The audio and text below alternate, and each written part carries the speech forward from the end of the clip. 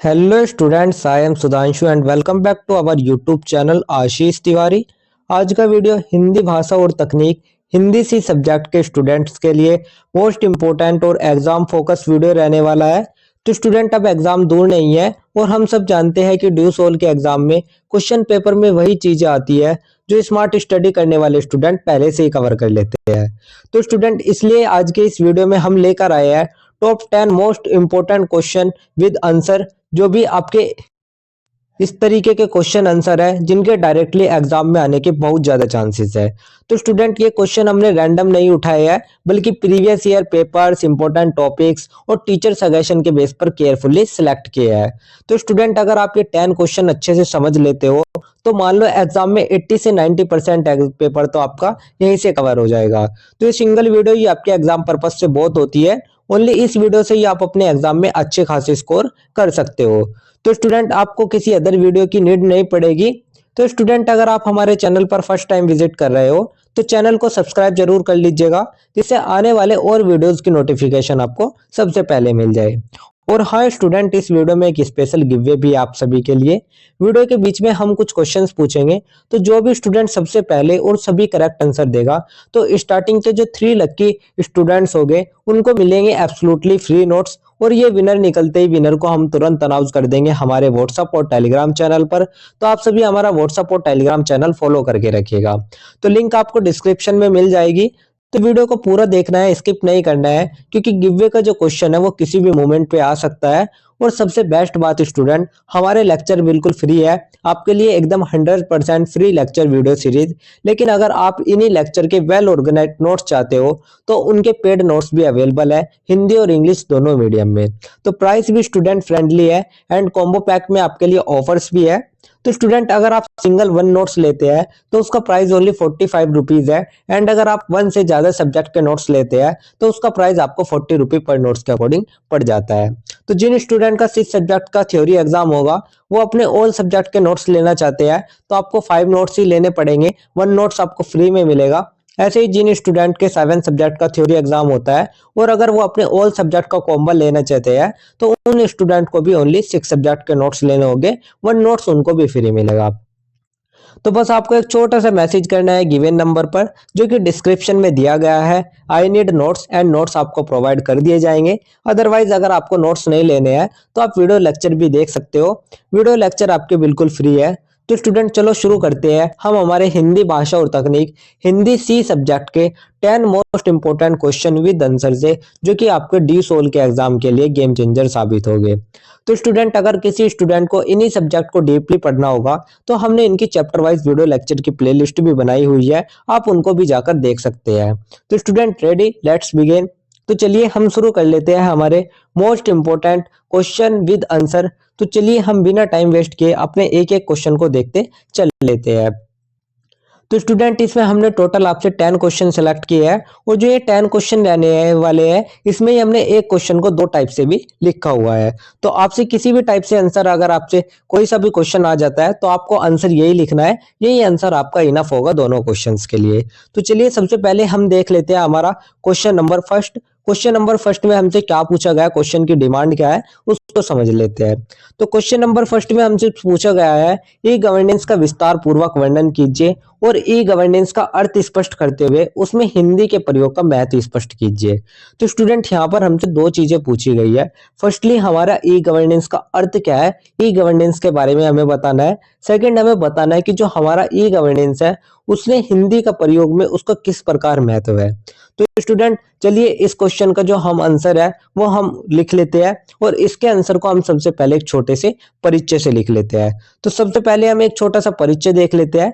परिचय में हम देखेंगे, वर्तमान समय में सूचना और संचार प्रौद्योगिकी का उपयोग सरकारी कार्यों में तेजी से बढ़ा है। ई गवर्नेंस इसी दिशा में एक क्रांतिकारी परिवर्तन है जिसके अंतर्गत सरकारी सूचना तकनीक का उपयोग कर सार्वजनिक सेवाओं को पारदर्शी, सरल, त्वरित और प्रभावी बनाने का प्रयास करती है।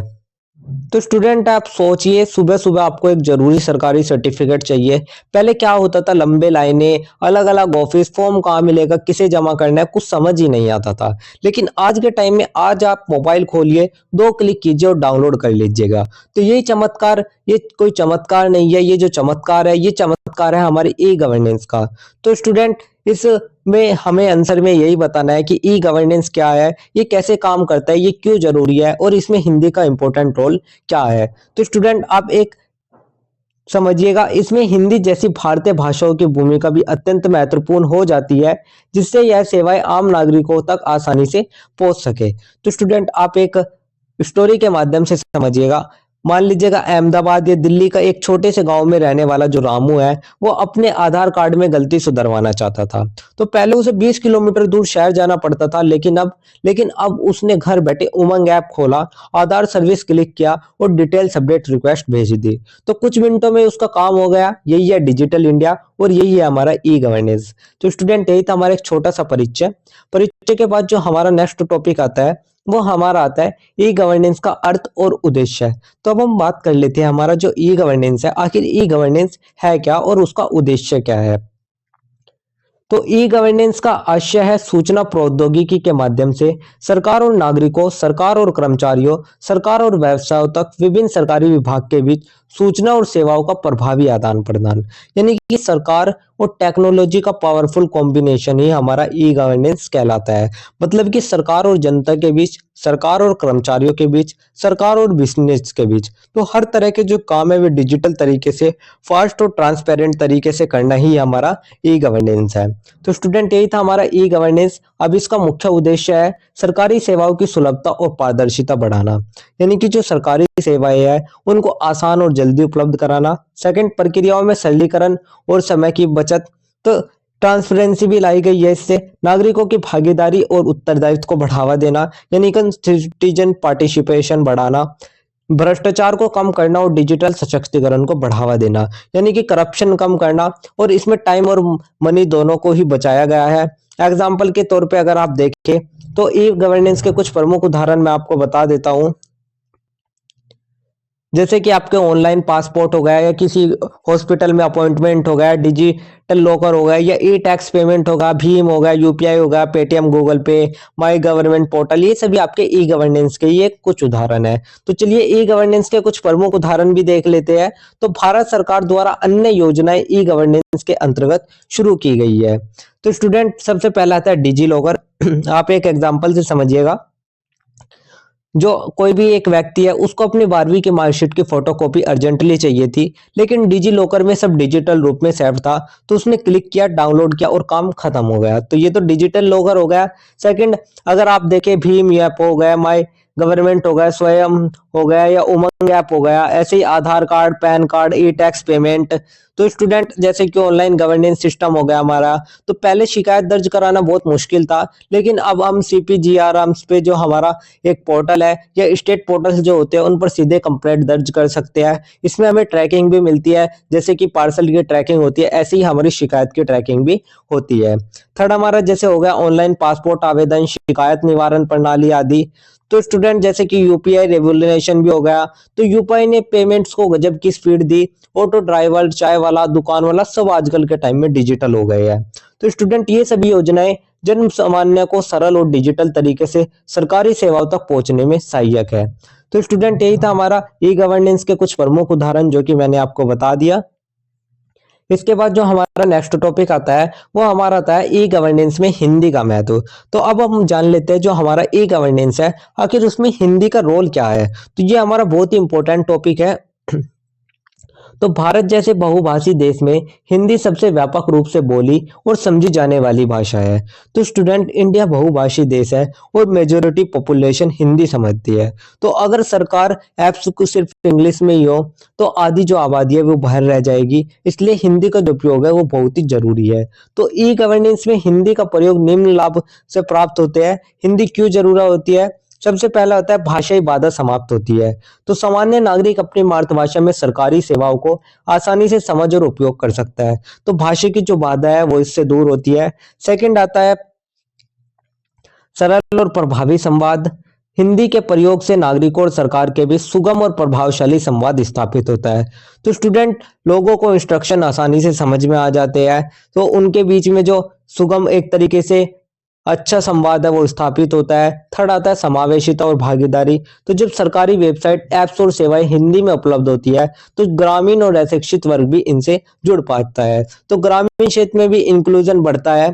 इसी के साथ साथ फोर्थ अगर हम देखें सरकारी योजनाओं की पहुंच, तो योजनाओं की सूचना और लाभ हिंदी के माध्यम से अधिक लोगों तक पहुंचते हैं।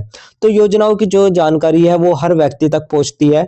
इसी के साथ साथ फिफ्थ लोकतंत्र की मजबूती। तो जब अधिक से अधिक नागरिक अपनी भाषा में भागीदारी करते हैं तो लोकतांत्रिक प्रक्रिया और अधिक सशक्त होती है। तो इससे डेमोक्रेसी भी मजबूत होती है। एग्जाम्पल के लिए जैसे हमारे उमंग हो गया, भीम हो गया, डिजी लॉकर हो गया, तो इन सभी एप्स में हिंदी इंटरफेस भी हमारा अवेलेबल होता है। तो स्टूडेंट यही थे हमारे ई गवर्नेंस में हिंदी का महत्व। अब इसके सामने कुछ चुनौतियां भी है, उन चुनौतियों को भी देख लेते हैं। तो ई गवर्नेंस में हिंदी प्रयोग की अगर हम चुनौतियां देखें तो बहुत सी वेबसाइट और सेवाएं केवल अंग्रेजी में उपलब्ध होती है। तो स्टूडेंट आप समझ के चलिए, आप एक तरीके से आप इमेजिन करिए कोई भी एक व्यक्ति है, उसने कोई सरकारी ऐप खोलकर देखा लेकिन फोन सही नहीं दिख रहे थे, तो कुछ शब्द अजीब लगे, कुछ टूल्स हिंदी सपोर्ट नहीं कर रहे थे। तो इसलिए ये चैलेंजेस आज भी मौजूद है कि जो कई वेबसाइट है वे सिर्फ इंग्लिश में है। अनुवाद की गुणवत्ता और तकनीकी शब्दावली में एकरूपता नहीं होती। हिंदी टेक्निकल टर्म्स की कमी है। कई डिजिटल प्लेटफॉर्म हिंदी फॉन्ट को ठीक से सपोर्ट नहीं करते। तो ट्रांसलेशन क्वालिटी एक समान नहीं है, फॉन्ट्स कॉम्पेटेबिलिटी नहीं है। तो स्टूडेंट इन चुनौतियों को दूर करने के लिए सरकार को हिंदी यूआई यूएक्स डिजाइन, अनुवाद, तकनीकी शब्दकोश आदि पर विशेष ध्यान देना होगा। तो गवर्नमेंट इन इशू पर काम कर रही है, जैसे कि बेटर फॉन्ट्स हो गए, बेटर ट्रांसलेशन हो गई या बेटर यूआई डिजाइन हो गए। तो स्टूडेंट यही थी हमारी चुनौतियां और भविष्य की राह जो कि मैंने आपको बता दी। इसके बाद जो हमारा नेक्स्ट टॉपिक आता है वो हमारा ओवरऑल पूरे आंसर का एक छोटा सा निष्कर्ष आता है। तो अब हम ओवरऑल पूरे आंसर का एक छोटा सा निष्कर्ष देख लेते हैं। और निष्कर्ष में हम देखेंगे ई गवर्नेंस भारत के डिजिटल भविष्य की रीढ़ है और इसमें हिंदी का समावेश इसे जन जन की पहुंच में लाने के लिए अनिवार्य है। तो स्टूडेंट ई गवर्नेंस सिर्फ एक टेक्नोलॉजी नहीं है, बल्कि ये लोगों और सरकारों के बीच की दूरी को कम करने वाला एक पुल भी है या एक सेतु भी है। तो जब सरकारी सेवाएं हिंदी जैसी भाषा में उपलब्ध होती है तो वे केवल शहरी शिक्षित वर्ग तक सीमित नहीं रहती, बल्कि ग्रामों और आम नागरिकों तक भी पहुंचती है। तो स्टूडेंट जब ये जो पुल है, इस पुल की जो भाषा वो हिंदी हो तो ये जो पुल है ये और भी मजबूत बन जाता है। तो आज ही गवर्नेंस ने गांव गांव तक डिजिटल पावर पहुंचाई, चाहे वो आधार हो, यूपीआई हो, पासपोर्ट हो या सरकारी स्कीम्स हो। तो अतः यह आवश्यक कि ई गवर्नेंस को जन गवर्नेंस बनाने के लिए हिंदी का व्यापक उपयोग हो। तो स्टूडेंट इसलिए याद रखिएगा आप कि डिजिटल इंडिया तभी सफल है जब हिंदी भी डिजिटल बने। तो स्टूडेंट यही था हमारा एक छोटा सा निष्कर्ष, जिसके साथ ही हमारा आंसर नंबर 1 भी कंप्लीट होता है। तो यही था हमारा आंसर नंबर 1 जो कि मैंने आपको बता दिया। इसके बाद जो हमारा नेक्स्ट क्वेश्चन आता है स्टूडेंट, वो हमारा आता है क्वेश्चन नंबर 2। तो अब हम बात कर लेते हैं हमारे क्वेश्चन नंबर 2 के बारे में, जिसमें हमसे दो तरीके से क्वेश्चन पूछे गया है। फर्स्टली, राजभाषा के विकास में कंप्यूटर के महत्व को स्पष्ट कीजिए, और राजभाषा के प्रचार प्रसार में कंप्यूटर की भूमिका को स्पष्ट कीजिए। तो स्टूडेंट यहाँ पर हमसे दो तरीके से पूछा गया है, दो चीजें पूछे गई है। फर्स्ट हमसे पूछा गया है जो राजभाषा का विकास है उसमें कंप्यूटर का महत्व, और दूसरा राजभाषा के प्रचार प्रसार में कंप्यूटर का महत्व। तो दोनों में ही राजभाषा के बारे में और कंप्यूटर के बारे में बताना है, लेकिन एक में विकास में बताना है, एक में प्रचार प्रसार में। तो चलिए इस क्वेश्चन का आंसर भी हम लिख लेते हैं, और इस क्वेश्चन की जो हम शुरुआत कर लेते हैं वो हम सबसे पहले एक छोटे से परिचय से कर लेते हैं। परिचय में हम देखेंगे राजभाषा हिंदी भारत की सबसे अधिक बोली और समझी जाने वाली भाषा है। इसे प्रशासन, शिक्षा, मीडिया और संचार के क्षेत्रों में समृद्ध और उपयोगी बनाने के लिए तकनीकी माध्यमों का उपयोग आवश्यक हो गया है। तो स्टूडेंट आप कल्पना कीजिएगा, अगर आज व्हाट्सएप पर हिंदी में लिखने का ऑप्शन न होता, अगर गूगल डॉक्यूमेंट्स हिंदी सपोर्ट ना करता, या फिर सरकारी वेबसाइट सिर्फ इंग्लिश में होती, तो क्या होता? तो हम में से आधे लोग डिजिटल दुनिया से कट जाते। लेकिन ऐसा नहीं है, क्योंकि जो कंप्यूटर और टेक्नोलॉजी है, इन दोनों ने ही हिंदी को एक नई ताकत दी है, और इसी के बारे में हमें बताना है। तो स्टूडेंट कंप्यूटर और सूचना प्रौद्योगिकी ने हिंदी को एक आधुनिक, कार्यक्षम और डिजिटल भाषा के रूप में स्थापित करने में महत्वपूर्ण भूमिका निभाई है। तो यही था हमारा एक छोटा सा परिचय।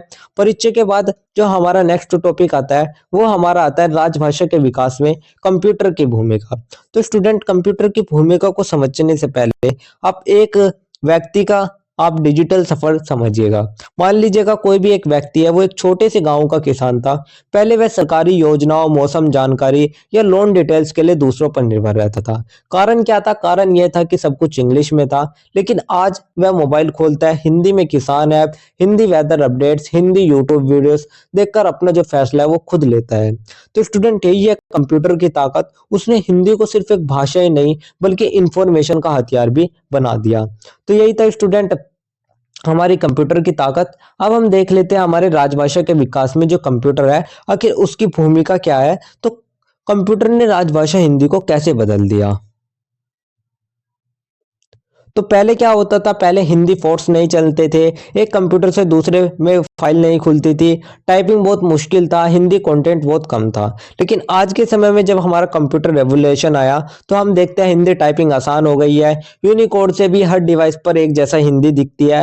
हिंदी सॉफ्टवेयर, हिंदी इंटरफेस देखने को मिलते हैं। ऑनलाइन पुस्तकें, ब्लॉग्स, पोर्टल्स की बाढ़ आज के टाइम में हमें देखने को मिलती है। साथ साथ हिंदी में गवर्नमेंट काम जो है वे 70 से 80% तक डिजिटल हो चुके हैं। तो इसमें जो कंप्यूटर की भूमिका है उनको हम एक एक करके देख लेते हैं। सबसे पहले हम देखेंगे ऑफिस सॉफ्टवेयर और हिंदी में कार्य है। तो आज हिंदी में काम करने के लिए वर्ड प्रोसेसर, स्प्रेडशीट, प्रेजेंटेशन जैसे सॉफ्टवेयर पूरी तरह से सक्षम है। इससे सरकारी कार्यालयों में हिंदी में काम करना सहज हो गया है। तो स्टूडेंट, आप एक एग्जाम्पल के माध्यम से समझिएगा। मान लीजिएगा कोई कोई भी लेडी है, वो एक सरकारी कर्मचारी है, तो जिन्हें पहले फाइल टाइपिंग के लिए अंग्रेजी टाइपिस्ट पर डिपेंड रहना पड़ता था। लेकिन अब क्या हुआ? अब Hindi word processor, Hindi fonts, spell checkers, Hindi Excel sheets, online noting, drafting, ये सब अब खुद आ गए हैं। तो अब वह खुद के हिंदी में पूरा फाइल तैयार कर सकती है और ऐसा कॉन्फिडेंटली कहती है कि ये जो बदलाव है ये सिर्फ टेक्नोलॉजी ने किया है।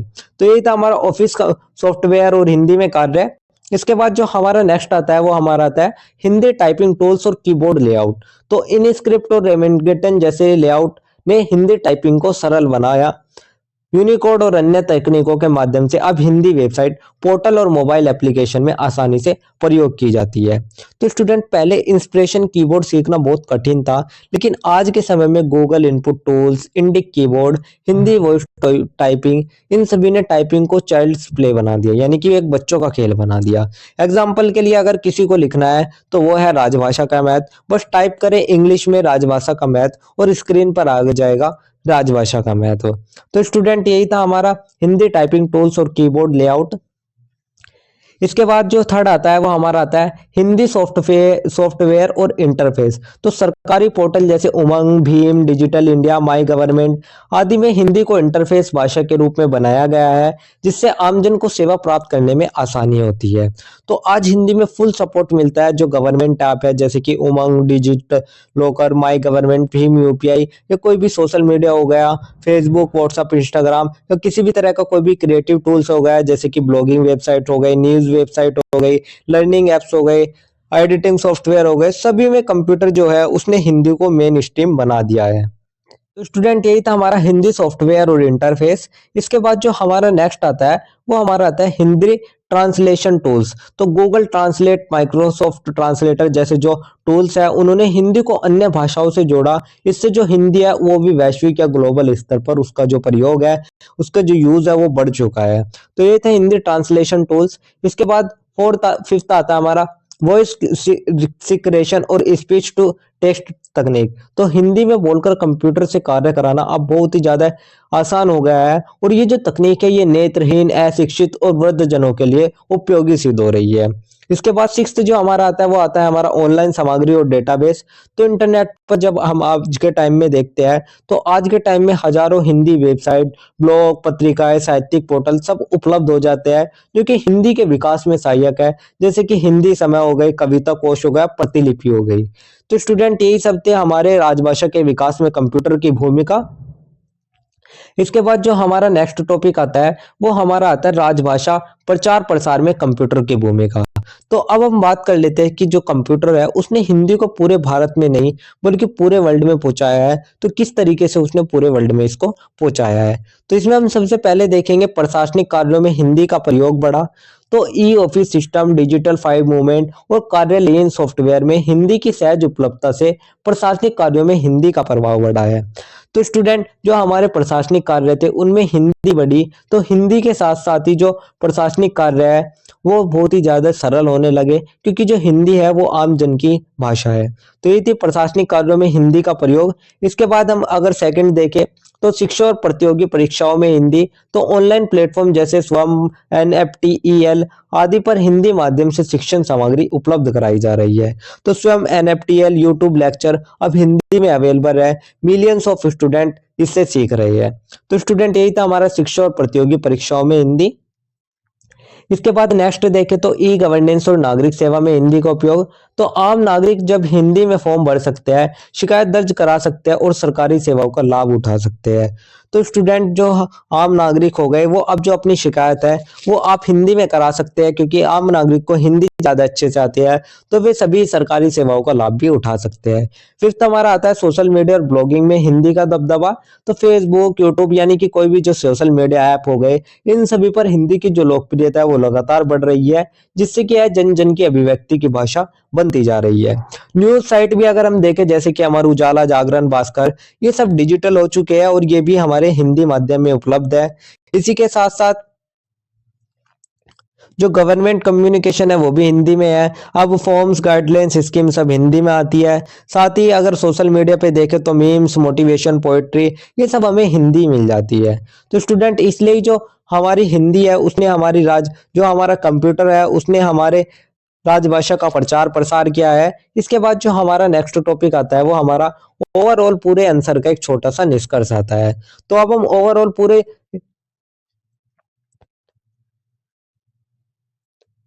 पूरे आंसर का एक छोटा सा निष्कर्ष देख लेते हैं।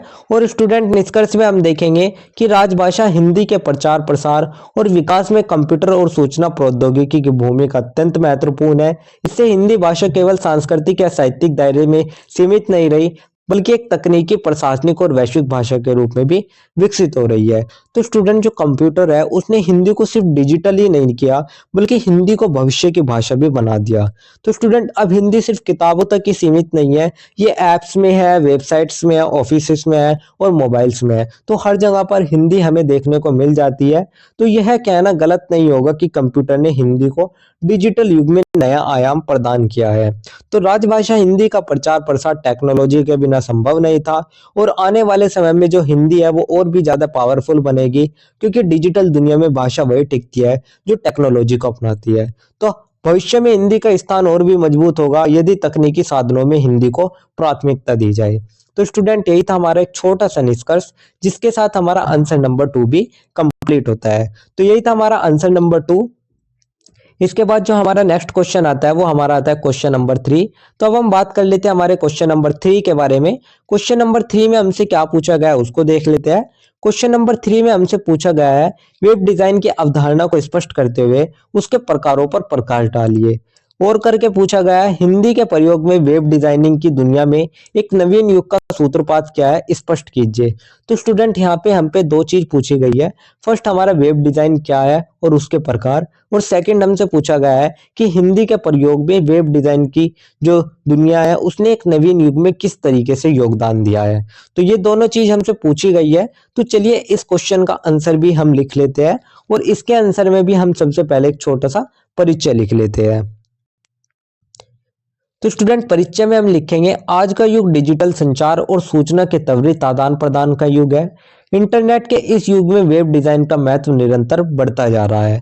तो स्टूडेंट, क्या आपने कभी सोचा है कि जब हम किसी वेबसाइट को ओपन करते हैं तो कुछ वेबसाइट्स बहुत सुंदर लगती है, स्मूथ चलती है और जल्दी समझ आती है, जबकि कुछ जो वेबसाइट है वे बिल्कुल कंफ्यूजिंग होती है। तो स्टूडेंट, इस जो फर्क है, ये इस फर्क के पीछे छुपाया हमारा एक जादू, जो कि है हमारा वेब डिजाइनिंग का जादू। तो वेबसाइटों की सुंदरता, उपयोगकर्ता अनुकूलता और सामग्री की पहुंच के पीछे वेब डिजाइन की अहम भूमिका होती है। विशेषकर जब वेबसाइट हिंदी में प्रस्तुत होती है, तब वे देशज उपयोगकर्ता वर्ग से सीधा संवाद स्थापित करती है और सूचना के लोकतंत्रीकरण को बढ़ावा देती है।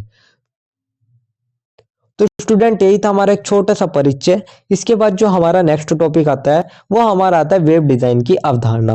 तो अब हम बात कर लेते हैं वेब डिजाइन की अवधारणा के बारे में, यानी कि वेब डिजाइन आखिर है क्या। तो वेब डिजाइन एक प्रक्रिया है जिसमें वेबसाइट को इस प्रकार तैयार किया जाता है कि वह तकनीकी दृष्टि से कार्यक्षम हो, सौंदर्यपूर्ण लगे और उपयोगकर्ता के लिए सहज एवं सुलभ हो। तो स्टूडेंट वेब डिजाइन क्या है? वेब डिजाइनिंग को एक उस तरीके का प्रोसेस है जिसमें किसी वेबसाइट का पूरा लुक, उसका लेआउट, उसके कलर्स, उसके फॉन्ट्स, उसके आइकन्स, उसके नेविगेशन और यूजर एक्सपीरियंस के बेस पर बनाया जाता है। यानी कि मतलब एक तरीके से यह कह सकते हैं कि वेबसाइट कैसे दिखेगी, कैसे चलेगी, मोबाइल फ्रेंडली है या नहीं, यूजर कॉन्टेक्ट कहाँ पाएगा। तो ये सब वेब डिजाइनिंग का ही एक हिस्सा है। तो इसमें वेबसाइट के लेआउट, रंग, संयोजन, फॉन्ट, चित्र, लिंक तथा इंटरफेस डिजाइन आदि का समावेश होता है। तो स्टूडेंट आप एक स्टोरी के माध्यम से समझिएगा। मान लीजिएगा जो कोई भी एक लड़का है, उसने एक स्मॉल टाउन से बिलोंग करता है और वह अपनी हैंडमेड ज्वेलरी बेचना चाहता था, लेकिन ऑनलाइन कैसे बेचे, तो वेबसाइट कैसे बनती है उसे कुछ पता नहीं था। फिर एक दिन उसने यूट्यूब पर लिखा how to make a website. तो उसने कैनवा, वर्डप्रेस, एचटीएमएल टेम्पलेट्स जैसी चीजें सीखी और 2 महीने में अपनी पहली हिंदी फ्रेंडली वेबसाइट बना ली, जहाँ पर हर बटन, हर मेन्यू, हर प्रोडक्ट डिस्क्रिप्शन हिंदी में था। और रिजल्ट क्या हुआ, उसकी जो 90% जो कस्टमर थे वे इंडिया के स्मॉल टाउन से आए, because people prefer website in the one language. तो स्टूडेंट जो वो लड़का था उसका बिजनेस चला। और हमें समझ आता है कि जो वेब डिजाइनिंग है वो सिर्फ एक टैग ही नहीं है, बल्कि एक ड्रीम को दुनिया तक पहुंचाने की एक कला है। तो स्टूडेंट यही सभी हमारे वेब डिजाइनिंग हो गई। तो वेब डिजाइनिंग का जो मुख्य उद्देश्य था वो यही है कि उपयोगकर्ता को वेबसाइट पर नेविगेट करने में कठिनाई ना हो और वह अपनी जरूरत की जानकारी आसानी से प्राप्त कर सके। तो यही था हमारे वेब डिजाइनिंग का अर्थ, जो कि मैंने आपको बता दिया, वेब डिजाइनिंग की अवधारणा। इसके बाद जो हमारा नेक्स्ट टॉपिक आता है वो हमारा आता है वेब डिजाइनिंग के प्रमुख प्रकार। तो अब हम बात कर लेते हैं वेब डिजाइनिंग के प्रकार को बारे में। तो सबसे पहले हम बात करेंगे जो हमारा पहला प्रकार आता है वो हमारा आता है स्टैटिक वेब डिजाइन। तो इस प्रकार की वेबसाइट स्थिर होती है और प्राय HTML व CSS से बनाई जाती है। इनमें कंटेंट कम बदलता है। तो स्टूडेंट सबसे पहला जो हमारा बात आती है वो हमारा आता है स्टैटिक वेब डिजाइन की। तो ये सिंपल वेबसाइट्स होती है, HTML और CSS से मिलकर बनी होती है। इसमें कंटेंट फिक्स रहता है। एग्जांपल के लिए जैसे कि आप देख सकते हैं कोई भी व्यक्ति का पोर्टफोलियो हो गया या छोटा बिजनेस पेज हो गया, वो हमारी स्टैटिक वेब डिजाइन हो गई। सेकंड हमारा जो आता है वो हमारा आता है डायनामिक वेब डिजाइन। तो ऐसी वेबसाइट यूजर इनपुट के आधार पर बदलती है, PHP, जावास्क्रिप्ट आदि से बनाई जाती है। तो डायनामिक वेब डिजाइनिंग जो होती है उसमें कंटेंट अपने आप चेंज होता है, user login, comments, database access, PHP, JavaScript node जैसे टूल से ये बनती है। और एग्जांपल हो गए जैसे कि न्यूज वेबसाइट हो गई, फेसबुक पेज हो गए या ब्लॉग्स हो गए। तो ये थी हमारी डायनामिक वेब डिजाइन। इसके बाद थर्ड हमारी आती है रिस्पॉन्सिव वेब डिजाइन। तो यह डिजाइन मोबाइल, टैबलेट और डेस्कटॉप सभी स्क्रीन पर वेबसाइट को अनुकूल बनाता है। तो मोबाइल, टैबलेट, लैपटॉप हर स्क्रीन पर परफेक्ट होती है ये वाली वेब डिजाइनिंग। और आज हर मॉडर्न वेबसाइट इसी तरीके से बनती है, जैसे कि हमारी अमेजोन हो गई, मिंत्रा हो गई, स्विगी हो गई। तो यही थी हमारी रिस्पॉन्सिव डिजाइन। इसके बाद फोर्थ हमारी आती है ई कॉमर्स वेब डिजाइन। तो ई कॉमर्स डिजाइन देखें तो ऐसे डिजाइन ऑनलाइन उत्पादों की बिक्री के लिए उपयोगी होते हैं। तो ये शॉपिंग कार्ट्स होते हैं, इसमें प्रोडक्ट पेज होते हैं, पेमेंट गेटवे होते हैं, जैसे कि फ्लिपकार्ट हो गया, अजियो हो गया, मीशो हो गया। तो ये सभी हमारे ई कॉमर्स वेब डिजाइन में आते हैं। फिफ्थ हमारी आती है one page web design, single page design. तो सारी जानकारी एक ही पेज पर स्क्रॉल कर दी जाती है। तो पूरा कंटेंट एक ही पेज में स्क्रॉल करके सब मिलेगा। मॉडर्न और क्रिएटिविटी वेबसाइट इनको कहा जाता है। एग्जाम्पल के लिए जैसे पोर्टफोलियो हो गया, स्टार्टअप वेबसाइट हो गई। तो ये कुछ कुछ हमारे जो स्टैटिक वेब डिजाइन है उसके जैसी ही होती है। इसके बाद जो हमारा ये तो हमारे वेब डिजाइन के प्रमुख प्रकार हमने देख लिए। इसके बाद जो हमारा नेक्स्ट टॉपिक आता है स्टूडेंट, वो हमारा आता है हिंदी के प्रयोग ने वेब डिजाइनिंग में नया युग कैसे शुरू किया। तो स्टूडेंट अब हम देख लेते हैं कि जो हमारा इंडिया है उसने वेब डिजाइन को किस रूप में देखा। तो स्टूडेंट इंडिया में 60 करोड़ से भी ज्यादा जो लोग हैं वे हिंदी में इंटरनेट इस्तेमाल करते हैं। तो जब वेबसाइट इंग्लिश में रहती है तो लाखों लोग डिजिटल दुनिया से बाहर रह जाते हैं। लेकिन अब हिंदी वेब डिजाइन के आने से एक नया डिजिटल रेवोल्यूशन शुरू हुआ है। अब अगर हम देखें तो स्थानीय भाषा उपयोगकर्ता को जोड़ना, तो हिंदी में वेबसाइट डिजाइन करने से ग्रामीण और हिंदी भाषी उपयोगकर्ता की पहुंच डिजिटल संसाधनों तक बनी है। जैसे कि हमारे किसान ऐप हो गए, सरकारी योजनाएं हो गए, हिंदी ब्लॉग्स हो गए, तो इन सभी ने लाखों यूजर्स को जोड़ा है। सेकंड हमारा आता है कंटेंट विविधता। तो आज वेबसाइट कविता, लेख, समाचार, सरकारी योजनाएं, ई लर्निंग आदि को हिंदी में प्रस्तुत कर रही है, जिससे डिजिटल क्षेत्र में हिंदी की स्थिति सशक्त हो रही है। तो जैसे कि हमारे कुछ वर्ड्स हो गए, तो आज के समय में जो हम वेबसाइट देखते हैं वे हमारे पोएटिक कंटेंट यानी कि स्टोरीज, न्यूज़, एजुकेशन हिंदी में सब दी जा रही है। जैसे कि हमारे कुछ एग्जांपल जैसे मैं आपको बता दूं, जैसे कविता कोश हो गया, अनुभूति हो गया, लाइव हिंदुस्तान हो गया, और भी बहुत सारे हजारों हिंदी ब्लॉग्स आप देख सकते हो।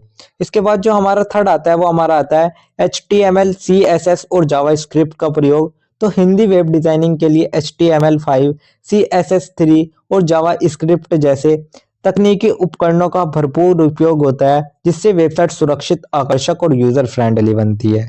तो आज के सब टाइम में हम देखें तो स्टूडेंट जो टूल है वे बहुत ही ज्यादा अफोर्डेबल हो गए हैं। तो इसमें Unicode support, Hindi Google fonts, Hindi typing, ये सभी हमें देखने को मिल जाता है, और इन्हीं वजह से अब जो हिंदी वेबसाइट है वो बनाना बहुत आसान हो गया है।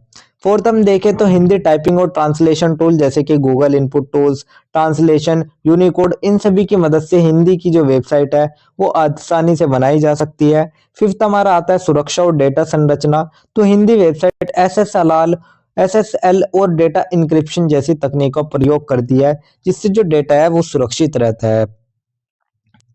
तो स्टूडेंट यही सब थे हमारे हिंदी के प्रयोग ने वेब डिजाइनिंग को एक नया युग कैसे शुरू किया, वो हमने देख लिया।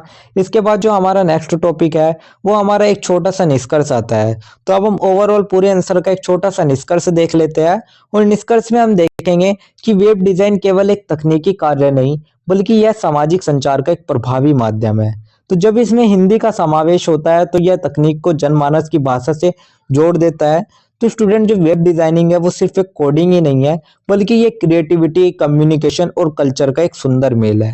तो आज जब इसमें हिंदी जुड़ गई है तो ये जो वेबसाइट है सिर्फ डिजिटल ही नहीं रहती, बल्कि यह लोगों की अपनी भाषा, अपनी पहचान और अपनी कहानी भी बन जाती है।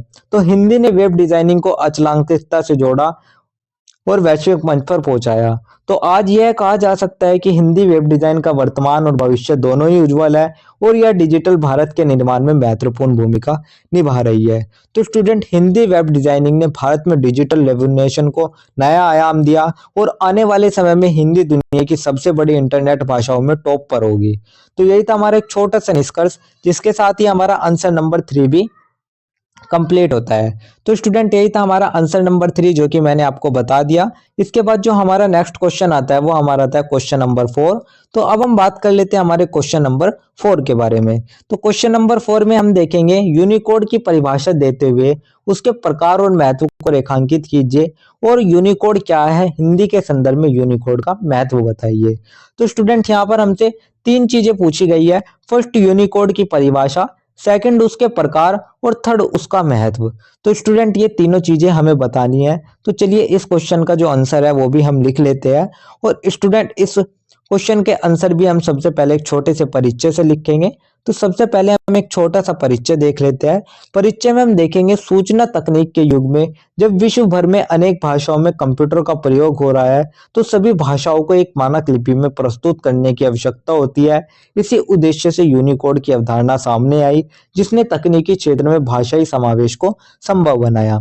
तो स्टूडेंट क्या आपको याद है, पहले हम हिंदी में टाइप करते थे और दूसरी डिवाइस पर वो टेक्स्ट ऐसा दिखता था। जैसे कि आप देखते हैं कुछ इस टाइप से डब्बे डब्बे बनकर दिखते थे। अगर हम दूसरे डिवाइस पर डालते थे तो उसमें अगर जो हमारा हिंदी टेक्स्ट होता था वो डब्बे डब्बे, बॉक्स बॉक्स होते थे।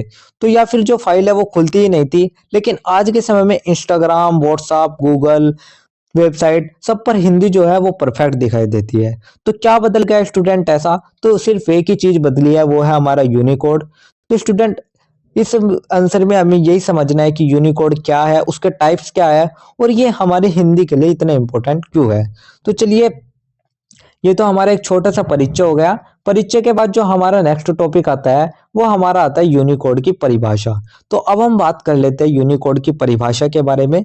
तो स्टूडेंट, यूनिकोड को समझने से पहले आप एक बार समझिएगा कि जो यूनिकोड है वो एक वैश्विक अक्षर कोड प्रणाली है जो कि विश्व की सभी प्रमुख भाषाओं के चिन्हों, अक्षरों और संख्याओं को एक समान कोड प्रणाली के अंतर्गत लाने का कार्य करती है। तो स्टूडेंट, आप इसको एक स्टोरी के माध्यम से समझिएगा। कोई भी एक कॉलेज छात्र है, उसने हिंदी में अपनी प्रोजेक्ट फाइल बनाई, लेकिन जब उसने फाइल अपने टीचर के लैपटॉप में खोली तो जो पूरा टेक्स्ट है वो खराब हो चुका था। किसी में अजीब सिंबल, किसी में क्वेश्चन मार्क और कहीं पर बॉक्स। तो उस समय जो टीचर है उसने कहा कि बेटा यह यूनिकोड में नहीं लिखा। उस दिन से जो वो स्टूडेंट था उसने पहली बार सुना यूनिकोड नाम। तो स्टूडेंट, यही सब कहानी हमारी सबकी है कि पहले हिंदी टाइपिंग वही पढ़ पाता था जिस कंप्यूटर में वह फॉन्ट इंस्टॉल हो। तो यूनिकोड ने इस प्रॉब्लम को खत्म कर दिया और यही है हमारे यूनिकोड की असली शक्ति। तो स्टूडेंट, आप एक तरीके से ये कह सकते हैं कि यूनिकोड एक इंटरनेशनल कैरेक्टर इनकोडिंग सिस्टम है। इसका मतलब है दुनिया की हर भाषा के हर अक्षर को एक यूनिक नंबर यानी कि कोड पॉइंट दिया गया है, जिससे कि वह किसी भी प्लेटफॉर्म, ब्राउजर या डिवाइस पर समान रूप से दिखाई देता है। तो स्टूडेंट, एग्जांपल के लिए अगर आप देखें, जो हमारे ए शब्द है उसका जो हमारा यूनिकोड है वो है हमारा U+0905। तो ये हमारे यूनिकोड है हमारे ए शब्द का। ऐसे ही जो हमारा क्या शब्द हो गया, क्या का भी हमारा है U+0915। ऐसे ही हमारा मैं शब्द हो गया, मैं का भी हमारा दिया गया है U+092E। तो इसी तरीके से ये हमारे कुछ शब्दों के यूनिकोड है। अब ये अक्सर हर ब्राउजर, मोबाइल, कंप्यूटर में एक जैसे दिखेंगे, चाहे इंडिया हो या अमेरिका हो, चाहे अफ्रीका हो। तो स्टूडेंट, यही थे हमारे यूनिकोड की परिभाषा। इसके बाद हम देख लेते हैं कि जो हमारा यूनिकोड है आखिर इसको बनाया क्यों गया था, इसकी जरूरत क्यों पड़ी। तो स्टूडेंट, पहले नॉन यूनिकोड फॉन्ट जैसे कि कृति, देव, मंगल, चाणक्य ये होते थे, तो जो कि एक कंप्यूटर से दूसरे में जो जाते थे तो ये जो टेक्स्ट थे वे खराब हो जाते थे। कॉपी पेस्ट में भी इनमें गड़बड़ होती थी। वेबसाइट हिंदी सपोर्ट नहीं करती थी, फॉन्ट इंस्टॉल करने पड़ते थे, सर्च इंजन हिंदी पहचान नहीं पाता था। लेकिन जब अब यूनिकोड आया तो इससे हिंदी हर डिवाइस पर परफेक्ट हो गई। गूगल सर्च हिंदी पहचानने लगा, व्हाट्सएप, फेसबुक हिंदी रन करता है और साथ ही गवर्नमेंट वेबसाइट हिंदी फ्रेंडली हो चुकी है और डिजिटल इंडिया में भी जो हिंदी है वो यूनिवर्सल बन गई है। तो यही थे हमारे यूनिकोड की परिभाषा। इसके बाद जो हमारा नेक्स्ट आता है वो हमारा आता है यूनिकोड के प्रकार। तो अब हम बात कर लेते हैं यूनिकोड के प्रकार के बारे में। तो यूनिकोड को मुख्यतः इनकोडिंग फॉर्म्स के आधार पर विभिन्न रूपों में बांटा गया है।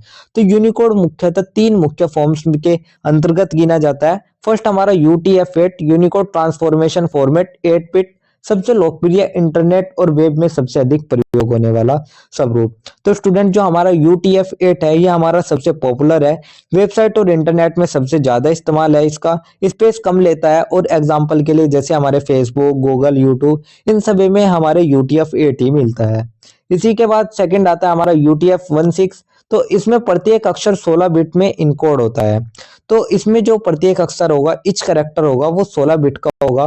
मोबाइल ऐप्स, ऑपरेटिंग सिस्टम में यूजफुल होता है और हिंदी के लिए परफेक्ट रीडेबिलिटी प्रदान करता है। थर्ड हमारा आता है UTF-32। तो इसमें प्रत्येक अक्षर 32 बिट में इनकोड होता है जो स्मृति अधिक लेता है लेकिन प्रोसेसिंग में सरल होता है। तो 32 बिट फिक्स्ड लेंथ होती है, इसकी सिंपल प्रोसेसिंग होती है लेकिन ज्यादा स्टोरेज ये लेता है। तो स्टूडेंट, यही थे हमारे यूनिकोड के प्रकार, तीन तरह के जो मैंने आपको बता दिए। इसके बाद जो हमारा नेक्स्ट टॉपिक आता है वो हमारा आता है हिंदी के संदर्भ में यूनिकोड का महत्व। तो अब हम जान लेते हैं कि हिंदी के लिए जो यूनिकोड है ये क्यों जरूरी है। तो स्टूडेंट, हिंदी के लिए यूनिकोड बहुत जरूरी हो जाता है क्योंकि इसके कई अन्य कारण है, वे कारणों को बता देता हूं। सबसे पहला आता है हिंदी फॉन्ट्स की समस्या का समाधान। तो पहले हिंदी फॉन्ट्स जैसे कृतिदेव, मंगल आदि में प्लेटफॉर्म या सॉफ्टवेयर विशेष पर निर्भरता होती थी। यूनिकोड के माध्यम से यह बाधा दूर हुई। तो पहले जो हमारे कृति देव में लिखा हुआ जो टेक्स्ट था वो दूसरे कंप्यूटर पर गार्बेज बन जाता था, तो यूनिकोड ने ये प्रॉब्लम खत्म कर दी। सेकंड, अगर देखें इंटरनेट पर हिंदी सामग्री की उपलब्धता, तो यूनिकोड के कारण आज हिंदी में वेबसाइट, ब्लॉग, सरकारी पोर्टल, सोशल मीडिया और ई बुक्स का विकास संभव हो सका है।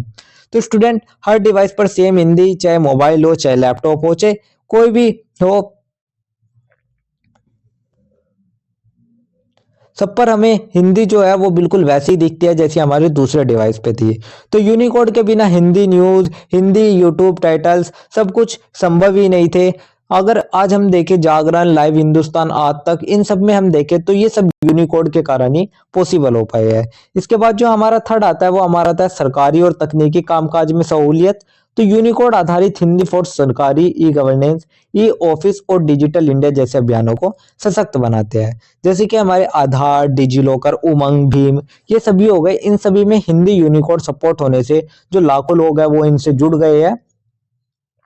इसके बाद जो फोर्थ आता है वो हमारा आता है पोर्टेबिलिटी और साझा उपयोग। तो यूनिकोड में लिखा गया हिंदी टेक्स्ट किसी भी डिवाइस, सॉफ्टवेयर या ऑपरेटिंग सिस्टम में बिना बिखरे पड़ा और साझा किया जा सकता है। तो student Hindi Google search result बढ़े क्योंकि जो यूनिकोड है वो हिंदी इजीली पढ़ लेता था। तो पोर्टेबिलिटी और साझा योग भी हुआ, विविध क्षेत्रों में उपयोग भी होने लगा।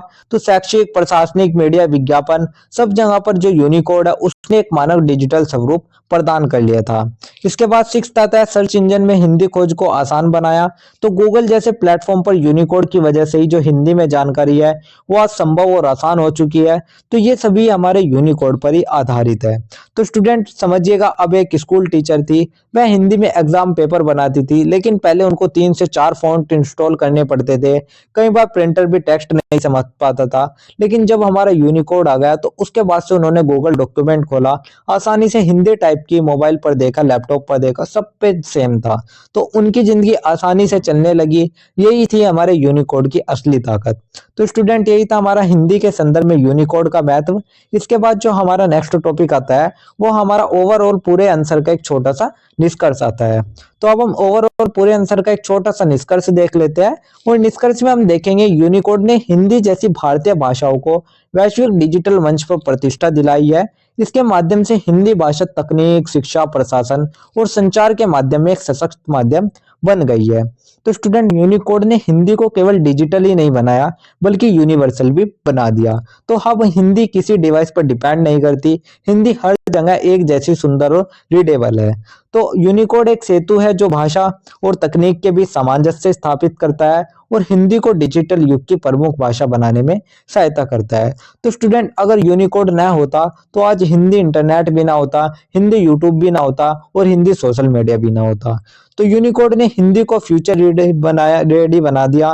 तो इसलिए हिंदी के प्रचार प्रसार और तकनीकी उपयोग में जो यूनिकोड है उसका जो योगदान है वो बहुत ही महत्वपूर्ण माना जाता है। तो यही था हमारा एक छोटा सा निष्कर्ष, जिसके साथ ही हमारा आंसर नंबर 4 भी कंप्लीट होता है। तो स्टूडेंट यही था हमारा आंसर नंबर 4। इसके बाद जो हमारा नेक्स्ट क्वेश्चन आता है वो हमारा आता है क्वेश्चन नंबर 5। तो अब हम बात कर लेते हैं हमारे क्वेश्चन नंबर 5 के बारे में। सबसे पहले हम देख लेते हैं आखिर क्वेश्चन नंबर 5 में हमसे क्या डिमांड की गई है, क्वेश्चन नंबर 5 में पूछा क्या गया है। तो क्वेश्चन नंबर 5 में हमसे पूछा गया है वेबसाइट क्या है, उसकी परिभाषा और प्रकारों का विवेचन कीजिए और हिंदी की किसी एक प्रमुख वेबसाइट की भाषा का विश्लेषण कीजिए। तो स्टूडेंट यहाँ पर हमसे तीन चीजें पूछी गई है। फर्स्ट, वेबसाइट की परिभाषा, सेकंड, वेबसाइट के प्रकार और सेकंड, उसके किसी भी एक प्रमुख वेबसाइट की भाषा के बारे में। तो चलिए इस क्वेश्चन का जो आंसर है वो हम लिख लेते हैं। और इसके आंसर को भी जब हम लिखेंगे तो सबसे पहले एक छोटा सा परिचय लिखेंगे और परिचय में हम लिखेंगे इंटरनेट के विस्तार ने मानव जीवन को सूचना, संवाद और सेवाओं की दृष्टि से अत्यंत समृद्ध बना दिया। आज हम जिस डिजिटल माध्यम पर सबसे अधिक निर्भर है वह है हमारी वेबसाइट। तो स्टूडेंट सोचिए, अगर आज इंटरनेट पर वेबसाइट ना होती तो ना अमेजोन होता, ना गूगल होता, ना यूट्यूब होता और ना ही आप ये वीडियो देख पाते। तो इसलिए स्टूडेंट वेबसाइट सिर्फ एक डिजिटल पेज नहीं है बल्कि पूरी दुनिया का एक ऑनलाइन दरवाजा है। तो वेबसाइट न केवल सूचना का भंडार होती है बल्कि वे किसी संस्था, व्यक्ति या सेवा के ऑनलाइन चेहरे के रूप में भी कार्य करती है। तो स्टूडेंट इस आंसर में हमें यही समझना है कि वेबसाइट क्या होती है, इसके कितने प्रकार होते हैं और एक प्रसिद्ध हिंदी वेबसाइट का लैंग्वेज एनालिसिस भी हमें करना है। तो स्टूडेंट ये तो हमारा एक छोटा सा परिचय हो गया। परिचय के बाद जो हमारा नेक्स्ट टॉपिक आता है वो हमारा आता है वेबसाइट की परिभाषा। तो अब हम बात कर लेते हैं हमारे वेबसाइट की परिभाषा के बारे में। तो सबसे पहले हम समझ लेते हैं वेबसाइट आखिर है क्या। तो वेबसाइट एक ऐसा डिजिटल पृष्ठ या पृष्ठों का समूह है जो इंटरनेट पर उपलब्ध होता है और किसी विशेष विषय, उद्देश्य या संस्था की जानकारी को दर्शाता है। तो स्टूडेंट आप एक स्टोरी के माध्यम से समझिएगा। कोई भी व्यक्ति था, वो मान लीजिएगा कोई भी एक लड़का है, वो 12वीं क्लास का छात्र था, तो उसे कोडिंग बिल्कुल नहीं आती थी, लेकिन एक दिन उसके टीचर ने उसे बताया कि वेबसाइट बनाना अब मुश्किल नहीं रहा है। तो रोहन ने कोशिश करी, वर्डप्रेस खोला, एक फ्री थीम चुनी और कुछ ही घंटों में अपनी पहली वेबसाइट बना ली।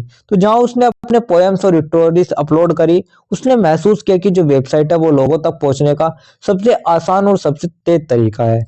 तो इसी तरीके से हम क्या कह सकते हैं कि वेबसाइट क्या है? तो वेबसाइट एक या कई पेज, जो हमारे वेब पेज होते हैं उनके समूह को हम वेबसाइट कह सकते हैं। यानी कि वेबसाइट एक या कई वेब पेजों का एक समूह है जो कि इंटरनेट पर एक यूनिक डोमेन नेम के साथ उपलब्ध होता है। तो स्टूडेंट, ये वेब सर्वर पर संग्रहित रहती है और एक विशेष डोमेन नेम जैसे कि www.example.com, यानी कि मान लीजिएगा www कोई डॉट ऑर्गेनाइजेशन हो गया या डॉट इन हो गया, इसी तरीके से इनके माध्यम से वो एक्सेस की जाती है। तो स्टूडेंट, वेबसाइट में text, image, videos, link, forms सब कुछ हो सकता है। तो इसे किसी भी मोबाइल, लैपटॉप या कंप्यूटर पर ओपन किया जा सकता है। तो यही थी हमारी वेबसाइट की परिभाषा। इसके बाद जो हम देख लेते हैं कि जो वेबसाइट है आखिर वो काम कैसे करती है।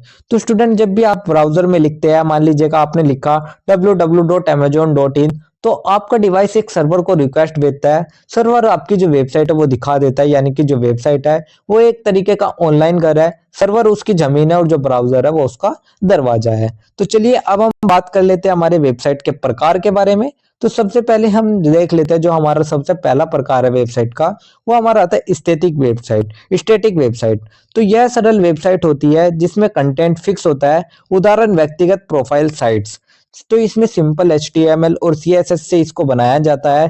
कंटेंट इसमें फिक्स्ड रहता है, जैसे कि हमारे पर्सनल प्रोफाइल वेबसाइट हो गई या कोचिंग सेंटर का इंफॉर्मेशन पेज हो गया। तो यही था हमारा स्टैटिक वेबसाइट। इसके बाद सेकंड हमारी आती है गतिशील वेबसाइट। तो ऐसी वेबसाइटों का कंटेंट यूजर की गतिविधियों के आधार पर बदलता है, उदाहरण news site, e commerce portal. तो डायनामिक वेबसाइट में क्या होता है, कंटेंट अपने आप अपडेट होता है, डेटाबेस कनेक्ट रहता है। और एग्जांपल में अगर हम देखें तो जैसे कि हमारी कोई भी न्यूज साइट हो गई या सोशल मीडिया साइट हो गई या कोई भी ब्लॉग्स हो गया, तो ये हमारी गतिशील वेबसाइट हो गई। थर्ड हमारी आती है ई कॉमर्स वेबसाइट। तो इनमें उत्पादों की खरीद बिक्री होती है, उदाहरण अमेजोन, फ्लिपकार्ट। तो ऑनलाइन शॉपिंग हो गई, पेमेंट गेटवे हो गया, कार्ड सिस्टम हो गया, ये सब हमारी ई कॉमर्स वेबसाइट के अंतर्गत आते हैं, जैसे कि अमेजोन हो गई, फ्लिपकार्ट हो गई, मीशो हो गई। तो ये सभी हमारी ई कॉमर्स वेबसाइट है। इसके बाद फोर्थ हमारी आती है सरकारी वेबसाइट, जैसे कि हमारे HTTP www.digitalindia.government.in है या UIDAI.government.in है। तो ये सभी सेवाओं और योजनाएं प्रदान करती है। तो जनता के लिए ऑफिशियल जानकारी हमें इन्हीं जगह से मिल जाती है। फिफ्थ हमारी होती है शैक्षणिक वेबसाइट, जैसे कि swayam.government.in है, जो कि विद्यार्थियों को मुफ्त ऑनलाइन कोर्स प्रदान करती है। तो ये हमारी शैक्षणिक वेबसाइट हो गई। न्यूज वेबसाइट हो गई, ब्लॉग और न्यूज वेबसाइट, जैसे कि हमारी www.jagran.com हो गई, www.livehindustanCom हो गई। तो ये सभी समाचार और सामग्री साझा करते हैं। तो स्टूडेंट, यही थे हमारे कुछ वेबसाइट के प्रकार जो कि मैंने आपको बता दिया। इसके बाद जो हमारा नेक्स्ट टॉपिक आता है वो हमारा आता है कि हिंदी की एक प्रमुख वेबसाइट का भाषा विश्लेषण। उदाहरण लेंगे हम एक हमारी Anubhuti dot Hindi dot organisation website को। तो स्टूडेंट, इस वेबसाइट को हम उदाहरण, तो चलिए इसकी भाषा को देख लेते हैं। सबसे पहले देखेंगे भाषिक शुद्धता। यह वेबसाइट शुद्ध हिंदी भाषा में प्रस्तुत की गई है, जिसमें तत्सम और देशज शब्दों का संतुलित प्रयोग है। तो इसमें हिंदी बहुत साफ है, शुद्ध और साहित्यिक रूप में लिखी जाती है। इससे रीडर्स को असली हिंदी साहित्य का अनुभव भी मिलता है। सेकंड आता है साहित्यिक शैली। तो इस पर कविताएं, गीत, गजलें और लेख प्रकाशित होते हैं, जिनमें साहित्यिक सौंदर्य एवं सरसता है। तो ये एक यूजर फ्रेंडली कंटेंट भी देते हैं। थर्ड आता है पाठकों के अनुकूल प्रस्तुति। तो इसकी जो भाषा है वो सरल है, स्पष्ट है, भावपूर्ण है, जिससे कि यह सभी आयु वर्गों के लिए पठनीय बन जाती है। फोर्थ, इसी तरीके से डिजिटल अनुरूपता हो गई। तो वेबसाइट का डिजाइन मोबाइल और डेस्कटॉप दोनों के लिए ही बनाया गया है और इसमें हिंदी कंटेंट को उचित फॉन्ट व लेआउट के रूप में प्रस्तुत किया गया है। इसी तरीके से फिफ्थ आती है तकनीकी शब्दावली से परहेज। तो वेबसाइट में आमजन की भाषा का प्रयोग हुआ है। इसमें किसी भी तरह का कोई भी गैर तकनीकी जो पाठक है उससे जुड़ाव भी महसूस करते हैं। तो स्टूडेंट यही थे हमारे एक प्रमुख उदाहरण के रूप में हमने एक भाषा विश्लेषण देखा हिंदी की एक प्रमुख वेबसाइट का। इसके बाद जो हमारा नेक्स्ट टॉपिक आता है वो हमारा ओवरऑल पूरे आंसर का एक छोटा सा निष्कर्ष आता है। तो अब हम ओवरऑल पूरे आंसर का एक छोटा सा निष्कर्ष देख लेते हैं और निष्कर्ष में हम देखेंगे वेबसाइटें आज की सूचना प्रौद्योगिकी युग की रीढ़ बन चुकी है। उनके प्रकारों को जानना और उनके भाषाई स्वरूप का विश्लेषण करना न केवल तकनीकी समझ को विकसित करता है बल्कि भाषा की उपयोगिता को भी दर्शाता है। तो स्टूडेंट वेबसाइट सिर्फ इंटरनेट का हिस्सा नहीं है, यह हमारे आइडियाज, हमारी क्रिएटिविटी और हमारी पहचान का डिजिटल रूप है। तो हिंदी में वेबसाइट जैसे अनुभूति, कविता कोश, रेस्ता आदि न केवल भाषा के विकास का प्रमाण है बल्कि वे भारतीय साहित्य और संस्कृति को भी डिजिटल संसार के स्थान में प्रदान करती है। तो हिंदी भाषा की वेबसाइट जैसे कि कविता कोश, अनुभूति, रेखता इन्होंने हिंदी को डिजिटल दुनिया की सबसे शक्तिशाली भाषाओं में बदल दिया है। तो इसी प्रकार से हिंदी की वेबसाइटें भाषा, तकनीक और संस्कृति के सुंदर संगम का प्रतिनिधित्व करती है। तो स्टूडेंट यही था हमारा एक छोटा सा निष्कर्ष जिसके साथ ही हमारा आंसर नंबर 5 भी कंप्लीट होता है। तो यही था हमारा आंसर नंबर 5। इसके बाद जो हमारा नेक्स्ट क्वेश्चन आता है स्टूडेंट वो हमारा रहता है क्वेश्चन नंबर 6। तो अब हम बात कर लेते हैं हमारे क्वेश्चन नंबर 6 के बारे में। और क्वेश्चन नंबर 6 में हम देखेंगे कंप्यूटर में हिंदी भाषा के विकास पर प्रकाश डालिए और कंप्यूटर पर हिंदी में स्वरतत्व लेखन कैसे किया जाता है, हिंदी में स्ववर्त लेखन के विभिन्न प्रकारों का वर्णन कीजिए। स्टूडेंट इसमें हमसे दो चीजें पूछी गई है। फर्स्टली कंप्यूटर में हिंदी भाषा का विकास और सेकंड कंप्यूटर पर हिंदी में जो स्वरत लेखन है वो किस तरीके से किया जाता है और उसके प्रकारों के बारे में। तो स्टूडेंट चलिए इस क्वेश्चन का आंसर भी लिख लेते हैं, लेकिन इस क्वेश्चन का आंसर लिखने से पहले हम आपसे पूछ लेते हैं हमारे जो गिववे के क्वेश्चंस थे। तो मैं आपसे आपके गिववे के क्वेश्चंस पूछ लेता हूं। तो आप सभी को इन सभी क्वेश्चन का कमेंट बॉक्स में अपना आंसर बताना है। तो जो भी स्टूडेंट सबसे पहले और जो सबसे सही आंसर देंगे, जो भी स्टार्टिंग के जो 3 स्टूडेंट होंगे उनको हमारी तरफ से मिलेंगे एब्सोल्युटली फ्री नोट्स। तो चलिए मैं आपसे एक एक करके ये क्वेश्चन पूछ लेता हूँ। तो स्टूडेंट सबसे पहला जो हमारा क्वेश्चन रहने वाला है वो हमारा रहने वाला है कि मशीन अनुवाद के लिए सबसे प्रसिद्ध सॉफ्टवेयर कौन सा है। तो जब भी हमें कोई मशीन अनुवाद करना है तो उसके लिए जो सबसे प्रसिद्ध सॉफ्टवेयर है वो कौन सा माना गया है। तो स्टूडेंट ये तो हमारा क्वेश्चन नंबर 1 हो गया। इसके बाद जो हमारा नेक्स्ट क्वेश्चन आता है वो हमारा आता है क्वेश्चन नंबर 2। तो क्वेश्चन नंबर 2 में हमें क्या बताना है। क्वेश्चन नंबर 2 है हमारा हिंदी टाइपिंग के लिए सबसे उपयोगी प्रणाली क्या है, यानी कि हिंदी टाइपिंग के लिए जो सबसे उपयोगी प्रणाली है उसको आपको बताना है। इसके बाद जो हमारा क्वेश्चन नंबर 3 आता है वो हमारा आता है जो हमारी स्टैटिक वेबसाइट है उसको बनाने में कौन सी लैंग्वेज का उपयोग होता है। तो स्टैटिक वेबसाइट को बनाने में कौन सी लैंग्वेज का उपयोग होता है ये भी आपको कमेंट सेक्शन में बताना है। तो स्टूडेंट आप इन तीनों क्वेश्चन का आंसर अपने कमेंट सेक्शन में जरूर बताइएगा। तो जो भी स्टूडेंट सबसे पहले इन तीनों आंसरों का देगा उन्हीं जो स्टार्टिंग के 3 स्टूडेंट होंगे उन इन 3 स्टूडेंट को हम देंगे हम हमारी तरफ से एब्सोल्युटली फ्री नोट्स। तो स्टूडेंट यही था हमारे गिववे के क्वेश्चन। इसके बाद हम नेक्स्ट आ जाते हैं हमारे इसी आंसर पे क्वेश्चन नंबर 6 के आंसर पे। तो अब हम बात कर लेते हैं हमारे क्वेश्चन नंबर 6 के बारे में।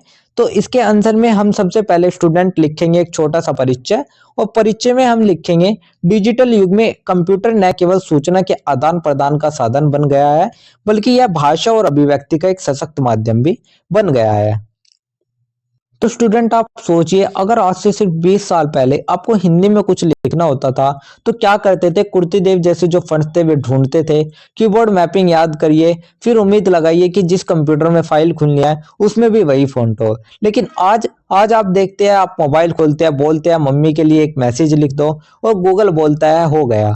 तो दोस्तों ये है हमारा जादू और ये जादू है हमारी तकनीक का और इस वीडियो में हमें इसी जादू के बारे में जानना है। तो स्टूडेंट कंप्यूटर में हिंदी भाषा का विकास और कैसे आज हिंदी में स्वरत लेखन बेहद आसान हो चुका है उसको हमें समझना है। तो हिंदी भाषा जो भारत की राजभाषा है उसने न केवल तकनीक के साथ कदम मिलाकर अपने उपयोग का क्षेत्र व्यापक किया है, साथ साथ उसने कंप्यूटर पर हिंदी का प्रयोग अब सरकारी, शैक्षणिक, साहित्यिक और सामाजिक क्षेत्रों में अनिवार्य हो गया है। तो स्टूडेंट यही था हमारा एक छोटा सा परिचय जो कि मैंने आपको बता दिया है। इसके बाद जो हमारा नेक्स्ट टॉपिक आता है वो हमारा आता है कंप्यूटर में हिंदी भाषा का विकास को लेकर। तो अब हम जान लेते हैं कि जो कंप्यूटर है उसमें हिंदी भाषा का विकास किस तरीके से है। तो स्टूडेंट हिंदी टाइपिंग इनपुट विधियां तो IME जैसे टूल्स के माध्यम से उपयोगकर्ता अब रोमन लिपि से देवनागरी में हिंदी टाइप कर सकते हैं, जिससे टाइपिंग सरल और तेज हो गई है। तो स्टूडेंट जब हिंदी कंप्यूटर पर चलती ही नहीं थी शुरुआत में, तो 2000 के पहले जो कंप्यूटर थे उन पर हिंदी दिखाना भी एक स्ट्रगल था। अगर आपने फाइल वर्ड में लिखी, किसी दोस्त के पीसी पर भेजी, तो वह खुली तो होगी, लेकिन उसके जो शब्द थे वे कुछ बॉक्स टाइप में, कुछ एट द रेट टाइप में, कुछ हमारे परसेंटेज टाइप में, इस टाइप में दिखते थे। क्योंकि हर कंप्यूटर का जो अपना फॉन्ट था वो होता था कुर्तदेव, चाणक्य, देवनागरी, तो ये ना तो मैचिंग होता था और इनसे हिंदी गायब हो जाती थी। इसी के बाद सेकंड आता है हमारा यूनिकोड का प्रयोग। तो यूनिकोड ने विभिन्न प्लेटफॉर्म पर हिंदी को सुगम और पठनीय बनाया। इससे सभी कंप्यूटर, मोबाइल और वेबसाइट एक जैसी हिंदी दिखाई देने लगा। तो फिर आया हमारा यूनिकोड का युग। तो एक छोटा सा कोडिंग सिस्टम जिसने की हिंदी के लिए क्रांति कर दी। तो अब जो अक्षर आप टाइप करते हो उसी रूप में मोबाइल, लैपटॉप, वेबसाइट हर जगह आपको देखने को मिल जाता है। एग्जाम्पल के लिए अगर आप देखें, आज आप व्हाट्सएप पर लिखते हो कैसे हो, तो यही कैसे हो आप कहीं भी भेजो, फॉर्मेट नहीं बिगड़ता है। और यही है हमारा मैजिक यूनिकोड का।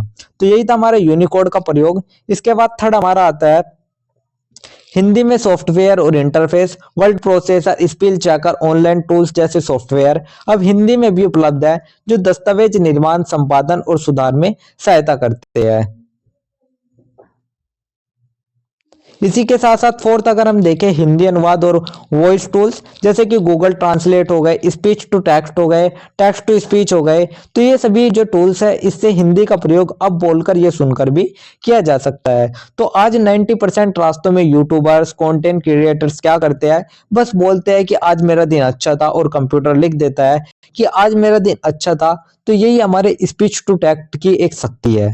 तो यही था हमारा हिंदी अनुवाद और वॉइस टूल्स। इसके बाद फिफ्थ हमारा आता है ऑनलाइन हिंदी लेखन मंच। तो कविता कोश, अनुभूति, प्रतिलिपि आदि वेबसाइटों ने ऑनलाइन हिंदी लेखन को नया विस्तार दिया है। तो स्टूडेंट अगर आज आपको कोई भी कविता लिखनी है, कोई भी कहानी लिखनी है, तो आपको बस कुछ वेबसाइट खोलते हो, जैसे कि कविता कोश हो गए, अनुभूति हो गई, तो हजारों लोग हिंदी में पढ़ते भी है, लिखते भी है, और ये सब हिंदी के एक डिजिटल विकास के मिलियन स्टोन्स है।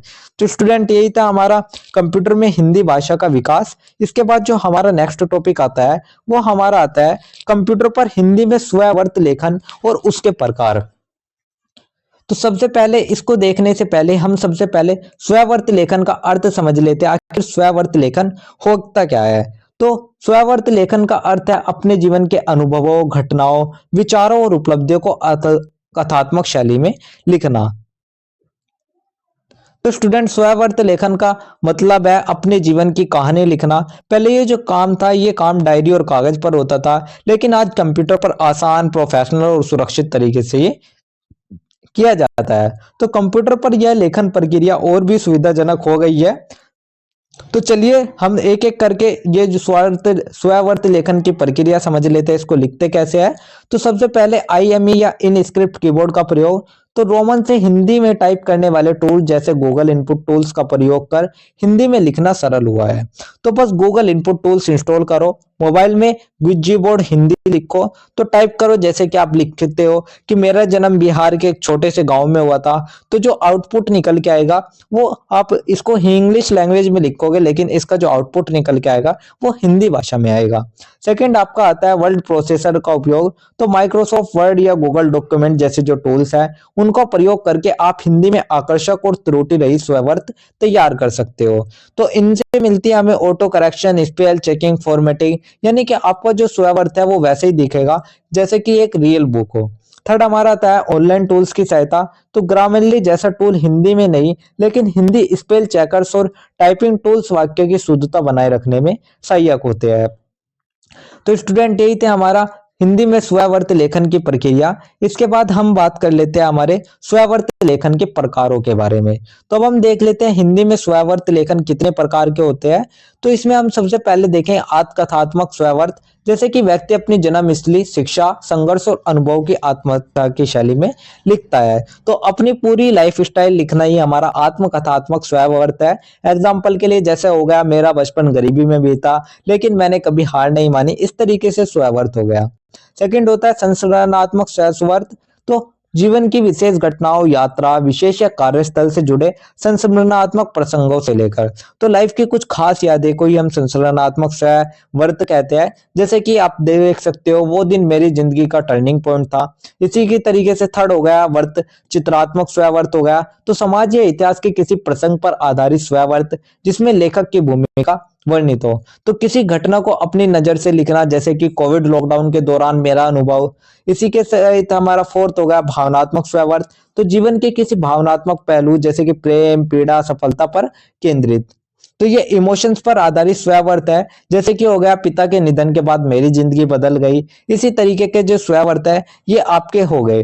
तो स्टूडेंट यही थे हमारे हिंदी में स्ववर्त लेखन के प्रमुख प्रकार। इसके बाद जो हमारा नेक्स्ट टॉपिक आता है वो हमारा ओवरऑल पूरे चैप्टर का, पूरे आंसर का एक छोटा सा निष्कर्ष आता है।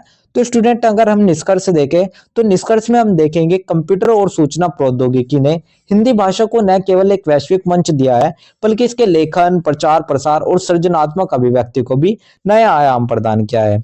तो स्टूडेंट तकनीक ने हिंदी को सिर्फ आसानी नहीं बनाया, बल्कि इसे फिर से जीवित किया है।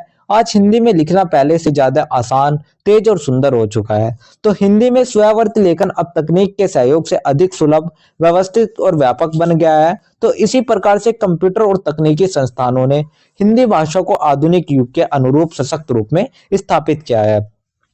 तो स्टूडेंट अगर आप अपनी लाइफ की कहानी दुनिया से साझा करना चाहते हैं तो कंप्यूटर आपका सबसे बड़ा साथी होगा।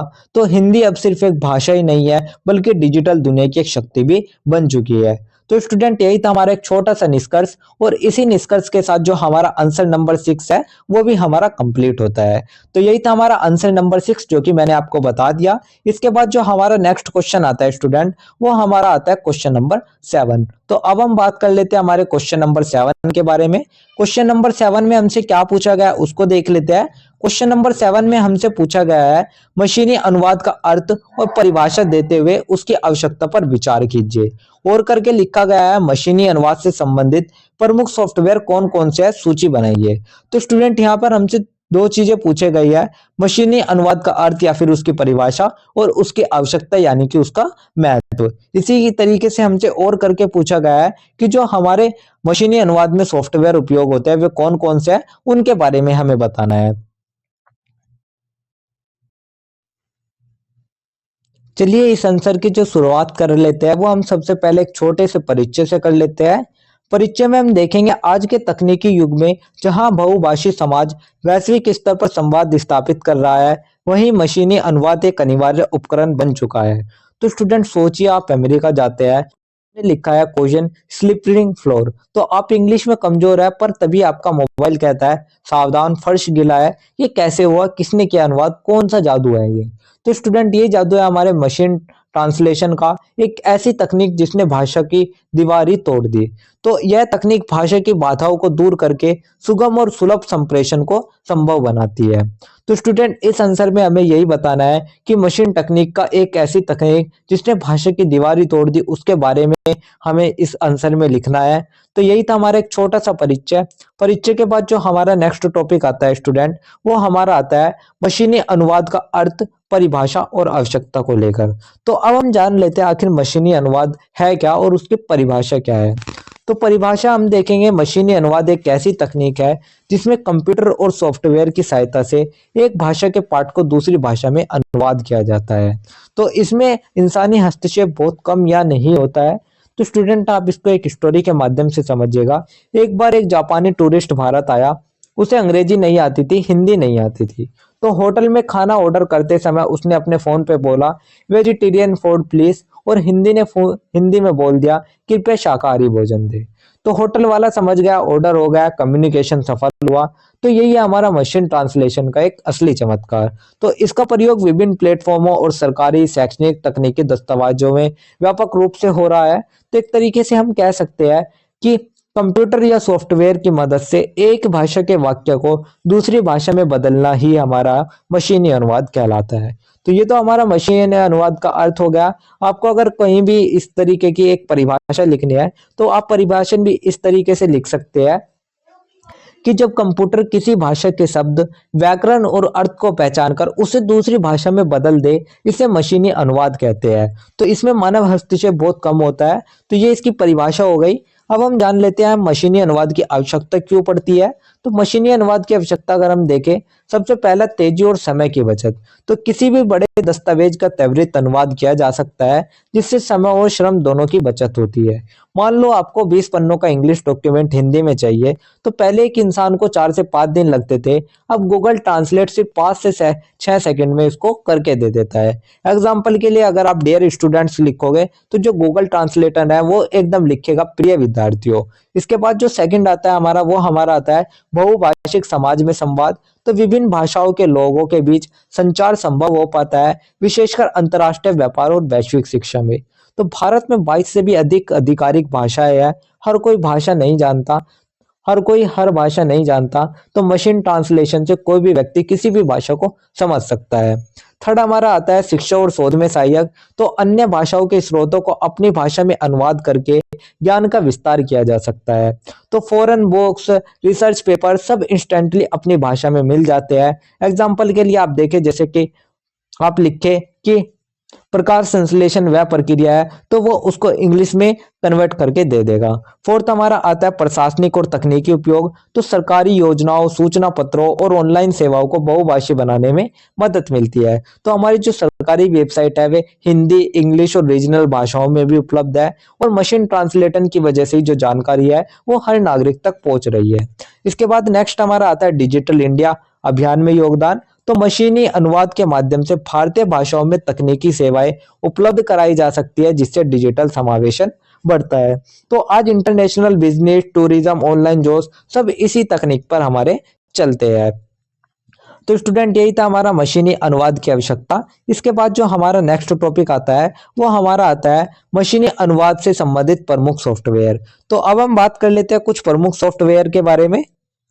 तो क्रमांक यहाँ पे लिखेंगे, सॉफ्टवेयर का नाम यहाँ और विशेषता यहाँ पे। तो सबसे पहला हमारा आता है गूगल ट्रांसलेट। तो ये सबसे अधिक उपयोग किया जाने वाला है और 100 से अधिक भाषाओं में ये उपलब्ध है। ये वेबसाइट, ऐप और ब्राउजर एक्सटेंशन के रूप में उपलब्ध होता है। सेकंड अगर हम देखें, सेकंड हम बात करेंगे माइक्रोसॉफ्ट ट्रांसलेटर की। तो वेबसाइट, मोबाइल ऐप, टीम्स और ऑफिस में एकीकृत होता है। इसी के साथ साथ शिक्षा और व्यापारिक अनुवाद में ये बहुत ही सहायक साबित होता है। थर्ड हमारा आता है डीपएल ट्रांसलेटर। तो ये उच्च गुणवत्ता वाले अनुवाद, गहन भाषा संरचना को समझने की क्षमता इसकी एक विशेषता है। सिस्टर्न देखे तो ये व्यापार, चिकित्सा, तकनीकी और कानून क्षेत्र के लिए अनुकूलित अनुवाद है। एचडीएल लैंग्वेज क्लाउड देखे तो ये ई कॉमर्स और व्यावसायिक संवाद के लिए प्रभावी मशीनी अनुवाद है। बेडो ट्रांसलेट देखे तो ये मुख्यतः चीनी और एशियाई भाषाओं के लिए विकसित है। इंडेक्स ट्रांसलेट देखे तो ये रूसी आधारित सेवा, कई भाषाओं में अनुवाद की सुविधा है। अमेजोन ट्रांसलेट देखे तो ये AWS का हिस्सा है। स्केलेबल और AI आधारित अनुवाद सेवा ये देता है। इसी तरीके से IBM वोस्टोन लैंग्वेज ट्रांसलेटर देखे तो ये क्लाउड बेस्ड व्यापार और एंटरप्राइज लेवल पर उपयोगी होता है। इसी तरीके से प्रोमोट ट्रांसलेटर होता है, जैसे कि जो कि विशेष रूप से शिक्षा और तकनीकी अनुवाद में प्रयुक्त होता है। तो स्टूडेंट यही मैंने आपको कुछ ऐसे सॉफ्टवेयर बताए और इनकी विशेषताएं बताई, तो आपको ये याद रख लेने हैं। ये सभी हमारे मशीनी अनुवाद से संबंधित सॉफ्टवेयर है। ये आपके एग्जाम में कई बार पूछ लिए जाते हैं। इसके बाद जो हमारा नेक्स्ट टॉपिक आता है वो हमारा ओवरऑल पूरे आंसर का एक छोटा सा निष्कर्ष आता है। तो अब हम पूरे आंसर का एक छोटा सा निष्कर्ष देख लेते हैं और निष्कर्ष में हम देखेंगे मशीनी अनुवाद आज के सूचना युग की एक अपरिहार्य तकनीक बन चुका है। यह भाषा संबंधी अवरोधों को दूर कर संवाद को सरल, त्वरित और सार्वभौमिक बनाता है। तो स्टूडेंट, मशीन ट्रांसलेशन सिर्फ एक तकनीक ही नहीं है, ये उन लोगों की आवाज है जो एक दूसरे की भाषा नहीं जानते। तो इसके माध्यम से न केवल तकनीकी दक्षता में वृद्धि हुई, बल्कि यह भाषा समावेश, प्रशासनिक पारदर्शिता और शिक्षा के क्षेत्र में क्रांतिकारी परिवर्तन ला रहा है। तो स्टूडेंट, ये देशों को जोड़ता है, संस्कृतियों को करीब लाता है और ज्ञान की दीवारों को गिरा देता है। तो भविष्य में इसके और भी अधिक उन्नत और विश्वसनीय स्वरूप सामने आएंगे। तो भविष्य में जो हमारा मशीन ट्रांसलेशन है वो इतना मजबूत हो जाएगा कि एक इंसान दुनिया की किसी भी भाषा में बात कर सकेगा और कंप्यूटर उसे तुरंत समझ लेगा। तो इसलिए स्टूडेंट, लैंग्वेज का जो डिस्टेंस है वो अब टेक्नोलॉजी ने उसको 0 कर दिया है। तो यही था हमारा एक छोटा सा निष्कर्ष, जिसके साथ ही हमारा आंसर नंबर 7 भी कंप्लीट होता है। तो यही था हमारा आंसर नंबर 7। इसके बाद जो हमारा नेक्स्ट क्वेश्चन आता है वो हमारा क्वेश्चन नंबर 8 आता है। तो अब हम बात कर लेते हैं हमारे क्वेश्चन नंबर 8 के बारे में कि क्वेश्चन नंबर 8 में हमसे क्या पूछा गया है। तो क्वेश्चन नंबर 8 में हमसे पूछा गया है वेब डिजाइनिंग में हिंदी की उपयोगिता का पर प्रकाश डालिए और यूनिकोड कंप्यूटर में हिंदी यूनिकोड के योगदान पर विचार कीजिए। तो स्टूडेंट यहाँ पर हम पे वेब डिजाइन में हिंदी की उपयोगिता पूछी गई है और साथ ही यूनिकोड कंप्यूटर में हिंदी यूनिकोड के योगदान के बारे में पूछा गया है। तो चलिए इस क्वेश्चन का आंसर भी हम लिख लेते हैं और इसके आंसर में भी हम सबसे पहले एक छोटा सा परिचय लिखेंगे। परिचय में हम लिखेंगे डिजिटल युग में सूचना और सेवाएं इंटरनेट के माध्यम से घर घर पहुंच रही है। इस युग की भाषा है वेब डिजाइनिंग और कंप्यूटर तकनीक। तो स्टूडेंट सोचिए, आप गूगल पर सर्च करते हैं प्रधानमंत्री योजना कैसे भरे और सामने आपके सामने पूरी वेबसाइट हिंदी में खुल जाती है। तो अब अगर यही चीज सिर्फ अंग्रेजी में होती तो शायद करोड़ों लोग कभी भी ये फॉर्म नहीं भर सकते थे। तो स्टूडेंट भारत जैसे बहुभाषी देश में हिंदी भाषा को तकनीकी रूप से सशक्त बनाना आवश्यक है। इसी दिशा में वेब डिजाइनिंग में हिंदी का प्रयोग और यूनिकोड तकनीक ने अत्यंत महत्वपूर्ण योगदान दिया है। तो स्टूडेंट आज हम जिस डिजिटल इंडिया में जी रहे हैं इसकी रीढ़ की हड्डी है हिंदी वेब डिजाइनिंग और यूनिकोड तकनीक। तो इसी के बारे में हमें इस आंसर में लिखना है कि जो यूनिकोड है वो कैसे उसने हिंदी को डिजिटल दुनिया का सुपर पावर बना दिया और इंटरनेट पर जो हिंदी है वो इतनी जरूरी क्यों हो गई है। तो स्टूडेंट यही था हमारा एक छोटा सा परिचय। परिचय के बाद जो हमारा नेक्स्ट टॉपिक आता है वो हमारा आता है वेब डिजाइनिंग में हिंदी की उपयोगिता। तो अब हम बात कर लेते हैं हमारी जो वेब डिजाइनिंग है उसमें हिंदी की क्या उपयोगिता है, उसका क्या महत्व है। तो स्टूडेंट आप इसको एक स्टोरी के माध्यम से समझिएगा। मान लीजिएगा कोई भी एक्स नाम का किसान है, वो ऑनलाइन सरकारी योजना भरना चाहता है। तो वह अंग्रेजी नहीं जानता था। एक दिन उसके बेटे ने उसके सामने मोबाइल खोलकर हिंदी में बनी सरकारी साइट दिखाई, प्रधानमंत्री किसान सम्मान निधि योजना आवेदन करे। तो जो वो जो एक्स किसान था वो बोला, अरे ये तो मैं पढ़ सकता हूँ, यही है हिंदी वेब डिजाइन की एक ताकत। तो चलिए उसकी हिंदी की उपयोगिता देख लेते हैं। इसमें हमारी सबसे पहली उपयोगिता आने वाली है स्थानीय उपयोगकर्ताओं से सीधा संवाद। तो हिंदी में वेबसाइट बनाकर ग्रामीण और हिंदी भाषी क्षेत्रों तक सूचना, सेवा और व्यापार को पहुंचाया जा सकता है। तो स्टूडेंट भारत में 60% से जो ज्यादा लोग हैं वे अंग्रेजी नहीं जानते, तो हिंदी में वेबसाइट बनाई जाती है तो जो गांव गांव है, कस्बे कस्बे तक लोग उससे आसानी से जुड़ जाते हैं। एग्जाम्पल के लिए जैसे सरकारी पोर्टल हो गए, पीएम किसान हो गए, आधार हो गए, आईआरसीटी हो गया, तो ये सब हमारे हिंदी में उपलब्ध है। सेकंड हमारा आता है सरकारी योजनाओं की पहुंच। तो जनधन योजना, स्वच्छ भारत अभियान, डिजिटल इंडिया आदि जैसे सरकारी पोर्टलों को हिंदी में प्रस्तुत करने से नागरिकों की भागीदारी बढ़ी है। तो स्टूडेंट अगर सरकार की जानकारी हिंदी में ना हो तो करोड़ों लोग उसे समझ ही नहीं पाएंगे। इसलिए जो हिंदी की वेबसाइट है वो अधिक भागीदारी देती है और अधिक लाभ देती है। इसके बाद थर्ड हमारा आता है शैक्षणिक और साहित्यिक उपयोग। तो हिंदी वेबसाइट पर कविता, कहानी, शैक्षणिक सामग्री आदि आसानी से उपलब्ध है, जिससे पाठकों की रुचि और उपयोगिता दोनों बढ़ी है। तो आज बहुत से online course, notes, blogs Hindi में उपलब्ध है। इसी वजह से लाखों छात्र कॉम्पिटिटिव एग्जाम की तैयारी ऑनलाइन कर पा रहे हैं। तो स्टूडेंट यही हमारे शैक्षणिक और साहित्यिक उपयोग है। इसके बाद फोर्थ हमारा आता है ई कॉमर्स में उपयोग। तो फ्लिपकार्ट, अमेजोन, मीशो जैसे प्लेटफॉर्म अब हिंदी यूजर इंटरफेस प्रदान कर रहे हैं, जिससे हिंदी भाषी ग्राहक जुड़ सके। तो स्टूडेंट जो हमारे ई कॉमर्स हो गए, जैसे फ्लिपकार्ट हो गए, अमेजोन हो गए, तो इन्होंने हिंदी इसलिए शुरू की ताकि जो कस्टमर है वो वही खरीदता है जहां वो जैसी भाषा समझता है। तो एग्जाम्पल के लिए अगर आप देखें, अमेजोन का हिंदी बटन क्लिक करते ही खोजे को सर्च में बदल गया है, माई लिस्ट मेरी सूची, माई ऑर्डर्स मेरा आधार, तो ये सब हमारा हिंदी में दिखने लगता है।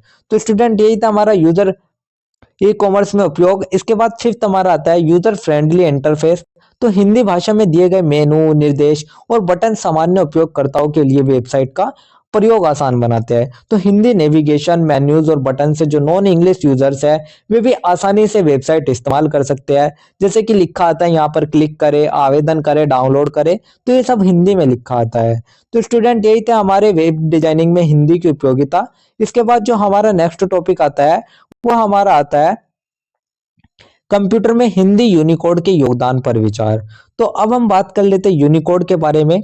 तो स्टूडेंट पहले हिंदी के फॉन्ट हर कंप्यूटर पर अलग होते थे। अगर आपने कुर्ती देव में कुछ बनाया और दोस्त के कंप्यूटर में वो सपोर्ट ना करे तो जो पूरा टेक्स्ट था वो गड़बड़ा जाता था। तो लोग सोचते थे हिंदी कंप्यूटर में क्यों नहीं चलती। तब आया हमारा यूनिकोड और उस समय से सब कुछ बदल गया। तो सबसे पहला आता है हिंदी फॉन्ट की समस्या का समाधान। तो पहले हिंदी फॉन्ट सिस्टम निर्भर करते थे, जिससे दस्तावेज एक कंप्यूटर से दूसरे पर नहीं खुलते थे। यूनिकोड ने इसे पूरी तरह हल किया। तो पहले हर फॉन्ट अलग था, अब यूनिकोड ने एक ही कोड स्टैंडर्ड देकर यह समस्या हमेशा के लिए खत्म कर दी। यानी कि आप जहां भी हिंदी टाइप करो, लैपटॉप हो, मोबाइल हो, चाहे वेबसाइट हो, हर जगह पर आपको एक जैसी ही दिखेगी। सेकंड हमारा आता है एकरूपता और पठनीयता। तो यूनिकोड में लिखी हिंदी किसी भी डिवाइस, ब्राउजर और ऑपरेटिंग सिस्टम में समान रूप से दिखाई देती है। तो यूनिकोड के कारण हिंदी टेक्स्ट की जो एप्रिसिएंस है वो हर डिवाइस पर सेम रहती है। ओल्ड फॉन्ट की तरह ही करैक्टर टूटते नहीं है। थर्ड हमारा आता है ऑनलाइन हिंदी लेखन संभव हुआ। तो blog, website, social media post, ये सभी यूनिकोड के कारण आसानी से हिंदी में लिखे और साझे किए जा सकते हैं। तो वेब डेवलपर बस जैसे कि मेटा हो गया, तो ये सभी UF8 में लिखते हैं और पूरी वेबसाइट UF8 यूनिकोड में चल जाती है। यानी कि HTML, CSS और यूनिकोड इन तीनों ने मिलकर हिंदी वेबसाइट तैयार करी है। तो यही था हमारा ऑनलाइन हिंदी लेखन संभव हुआ। फोर्थ हमारा आता है सॉफ्टवेयर और एप्लीकेशन सपोर्ट। तो Microsoft word, Google document, website editors, तो ये सभी यूनिकोड हिंदी को सपोर्ट करते हैं। इसी के साथ साथ विकसित टूल्स और टाइपिंग साधन भी अवेलेबल हो गए, जैसे कि गूगल इनपुट टूल्स हो गए। तो इन सभी के कारण से भी जो यूनिकोड है उसके कारण हिंदी में प्रभावी काम संभव कर पाया है। सिक्स्थ हमारा आता है हिंदी डिजिटल कंटेंट में वृद्धि। तो यूनिकोड के कारण ही आज हजारों website, news portal, e books, शैक्षणिक सामग्री, ये सब हिंदी में उपलब्ध है। तो स्टूडेंट यही थे हमारे कंप्यूटर में हिंदी यूनिकोड के योगदान पर विचार। इसके बाद जो हमारा नेक्स्ट टॉपिक आता है वो हमारा ओवरऑल पूरे आंसर का एक छोटा सा निष्कर्ष आता है। तो अब हम ओवरऑल पूरे आंसर का एक छोटा सा निष्कर्ष देख लेते हैं। निष्कर्ष में हम देखेंगे चाहे वह वेब डिजाइनिंग में हिंदी का उपयोग हो या कंप्यूटर में यूनिकोड हिंदी, तो दोनों ने ही हिंदी को तकनीकी, प्रशासनिक, शैक्षणिक और व्यावसायिक दृष्टि से सशक्त और सार्वभौमिक बनाया है। इन तकनीकों ने हिंदी को केवल एक सांस्कृतिक या साहित्यिक भाषा से निकालकर डिजिटल युग की प्रभावशाली भाषा बना दिया है। तो तकनीक और भाषा का मेल सिर्फ सुविधा ही नहीं देता, बल्कि ये किसी देश की उसकी जड़ों से भी जोड़ता है। तो स्टूडेंट हिंदी वेब डिजाइनिंग ने इंटरनेट को करोड़ों भारतीयों के लिए सुलभ बनाया और यूनिकोड ने हिंदी को डिजिटल दुनिया की भाषा बना दिया। तो इस प्रकार तकनीक और भाषा का यह संगम हिंदी को भविष्य की वैश्विक भाषा बनाने की दिशा में अग्रसर करता है। तो स्टूडेंट आज हिंदी सिर्फ भाव की भाषा नहीं है, बल्कि डिजिटल पावर है और आने वाला समय पूरी तरह हिंदी इंटरनेट का समय होने वाला है।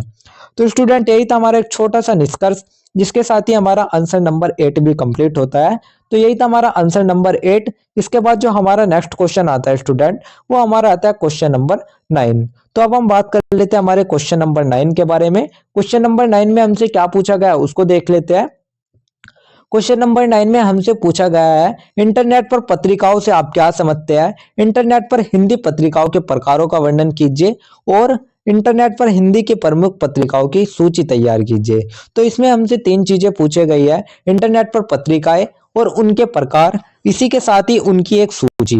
तो चलिए अब हम इस क्वेश्चन का आंसर भी लिख लेते हैं और इसके आंसर में भी हम सबसे पहले एक छोटा सा परिचय लिखेंगे और परिचय में हम लिखेंगे आज का युग डिजिटल तकनीक का युग है, जिसमें जानकारी, साहित्य, समाचार और मनोरंजन जैसे विषयों तक पहुंच अब ऑनलाइन माध्यम से अधिक होती जा रही है।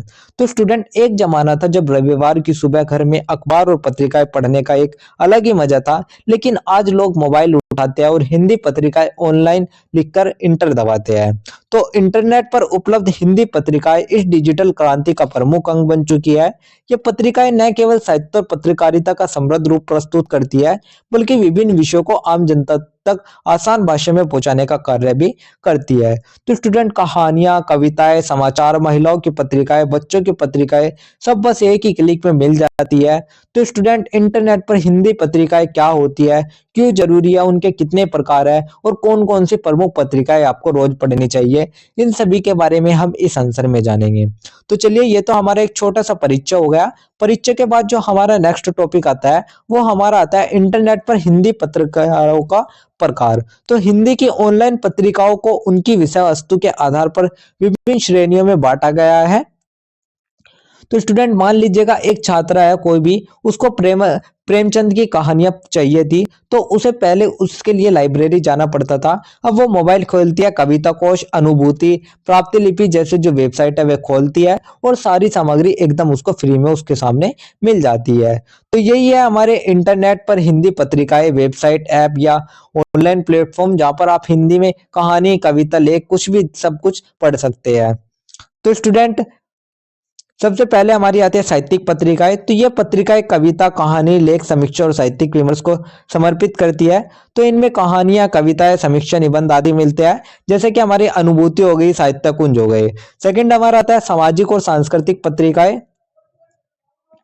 तो राजनीति, लेख, खेल, शिक्षा, देश दुनिया सब कुछ रियल टाइम में हमारे सामाजिक और सांस्कृतिक पत्रिकाएं में मिलता है, जैसे कि ग्रह शोभा, मेरी सहेली सरिता।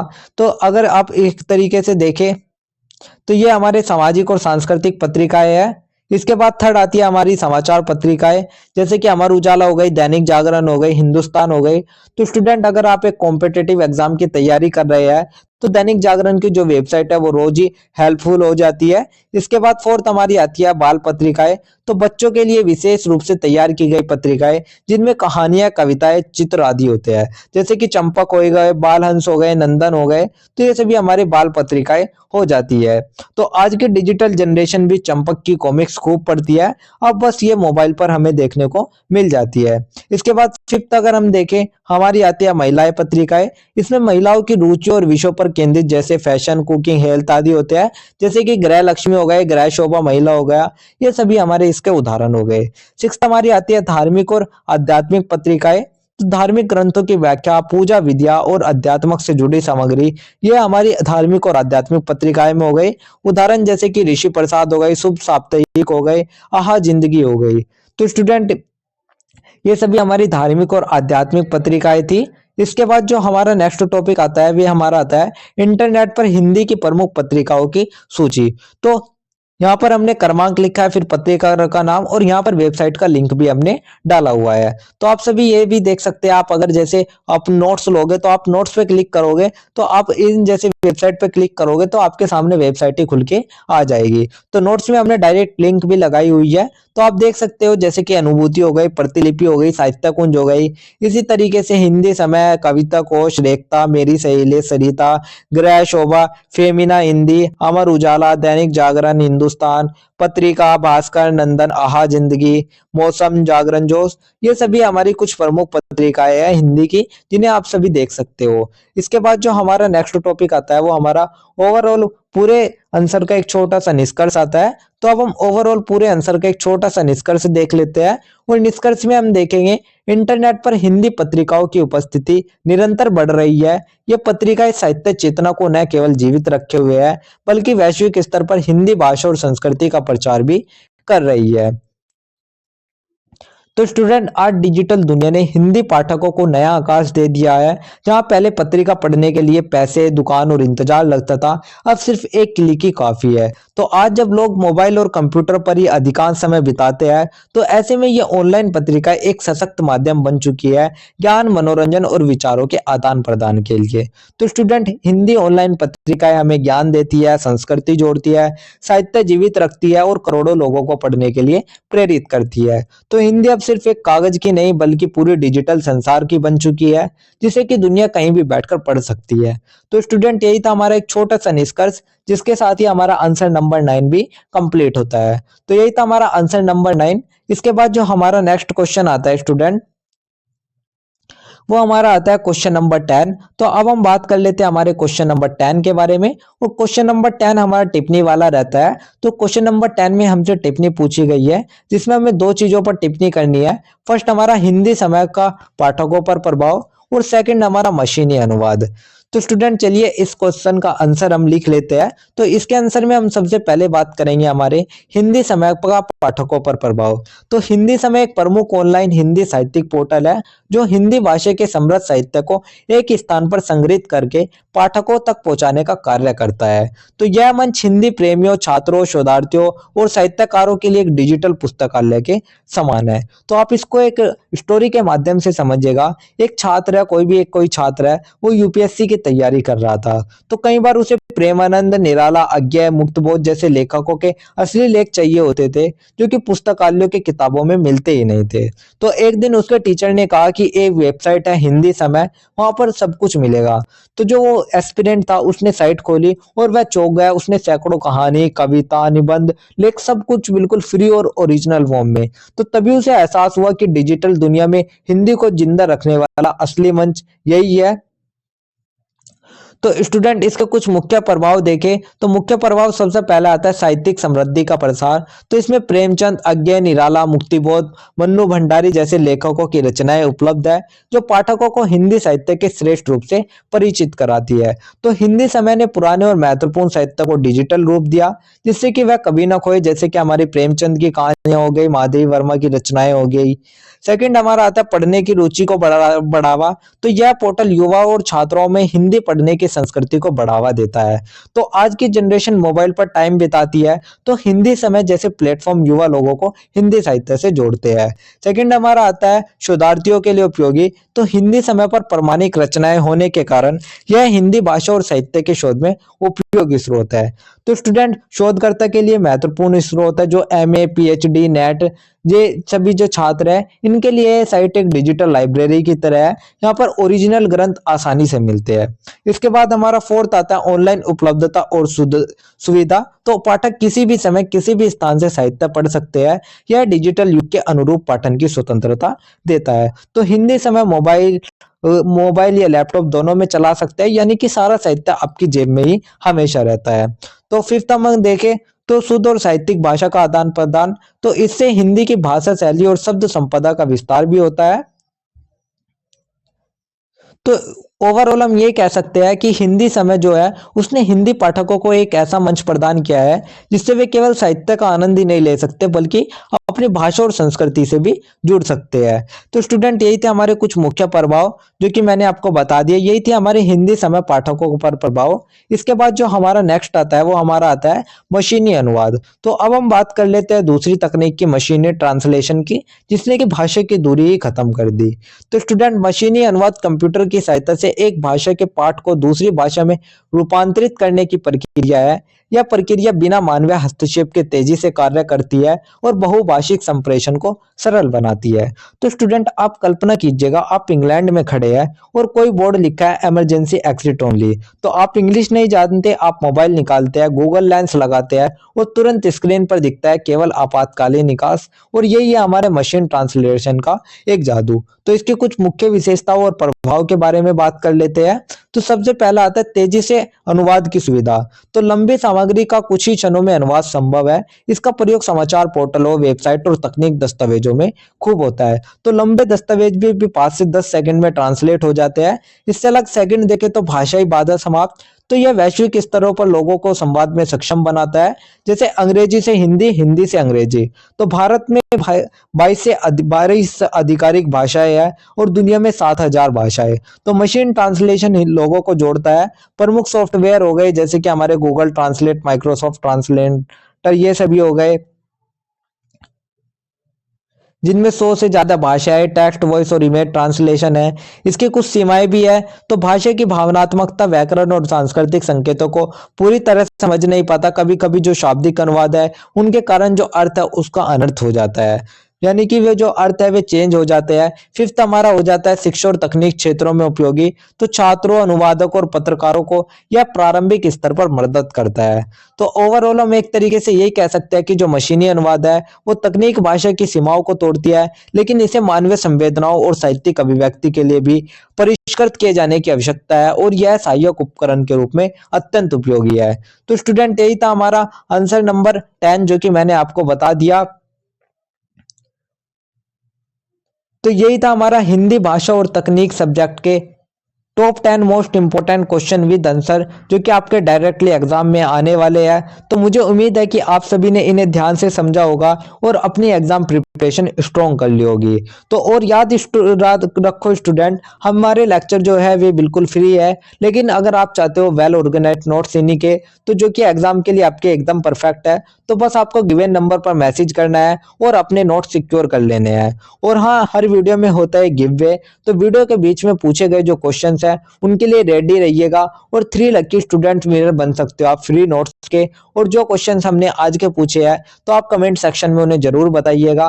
तो अगर आपको वीडियो पसंद आई हो तो लाइक शेयर और सब्सक्राइब करना ना भूलें एंड हमारे व्हाट्सएप चैनल और टेलीग्राम चैनल को फॉलो कर लीजिएगा ताकि आपको मिलते रहे एग्जाम फोकस अपडेट और ड्यू सोल के सारे important lecture and giveaway के विनर्स। तो till then stay focus, study smart and crush your exam. All the best, see you in the next video.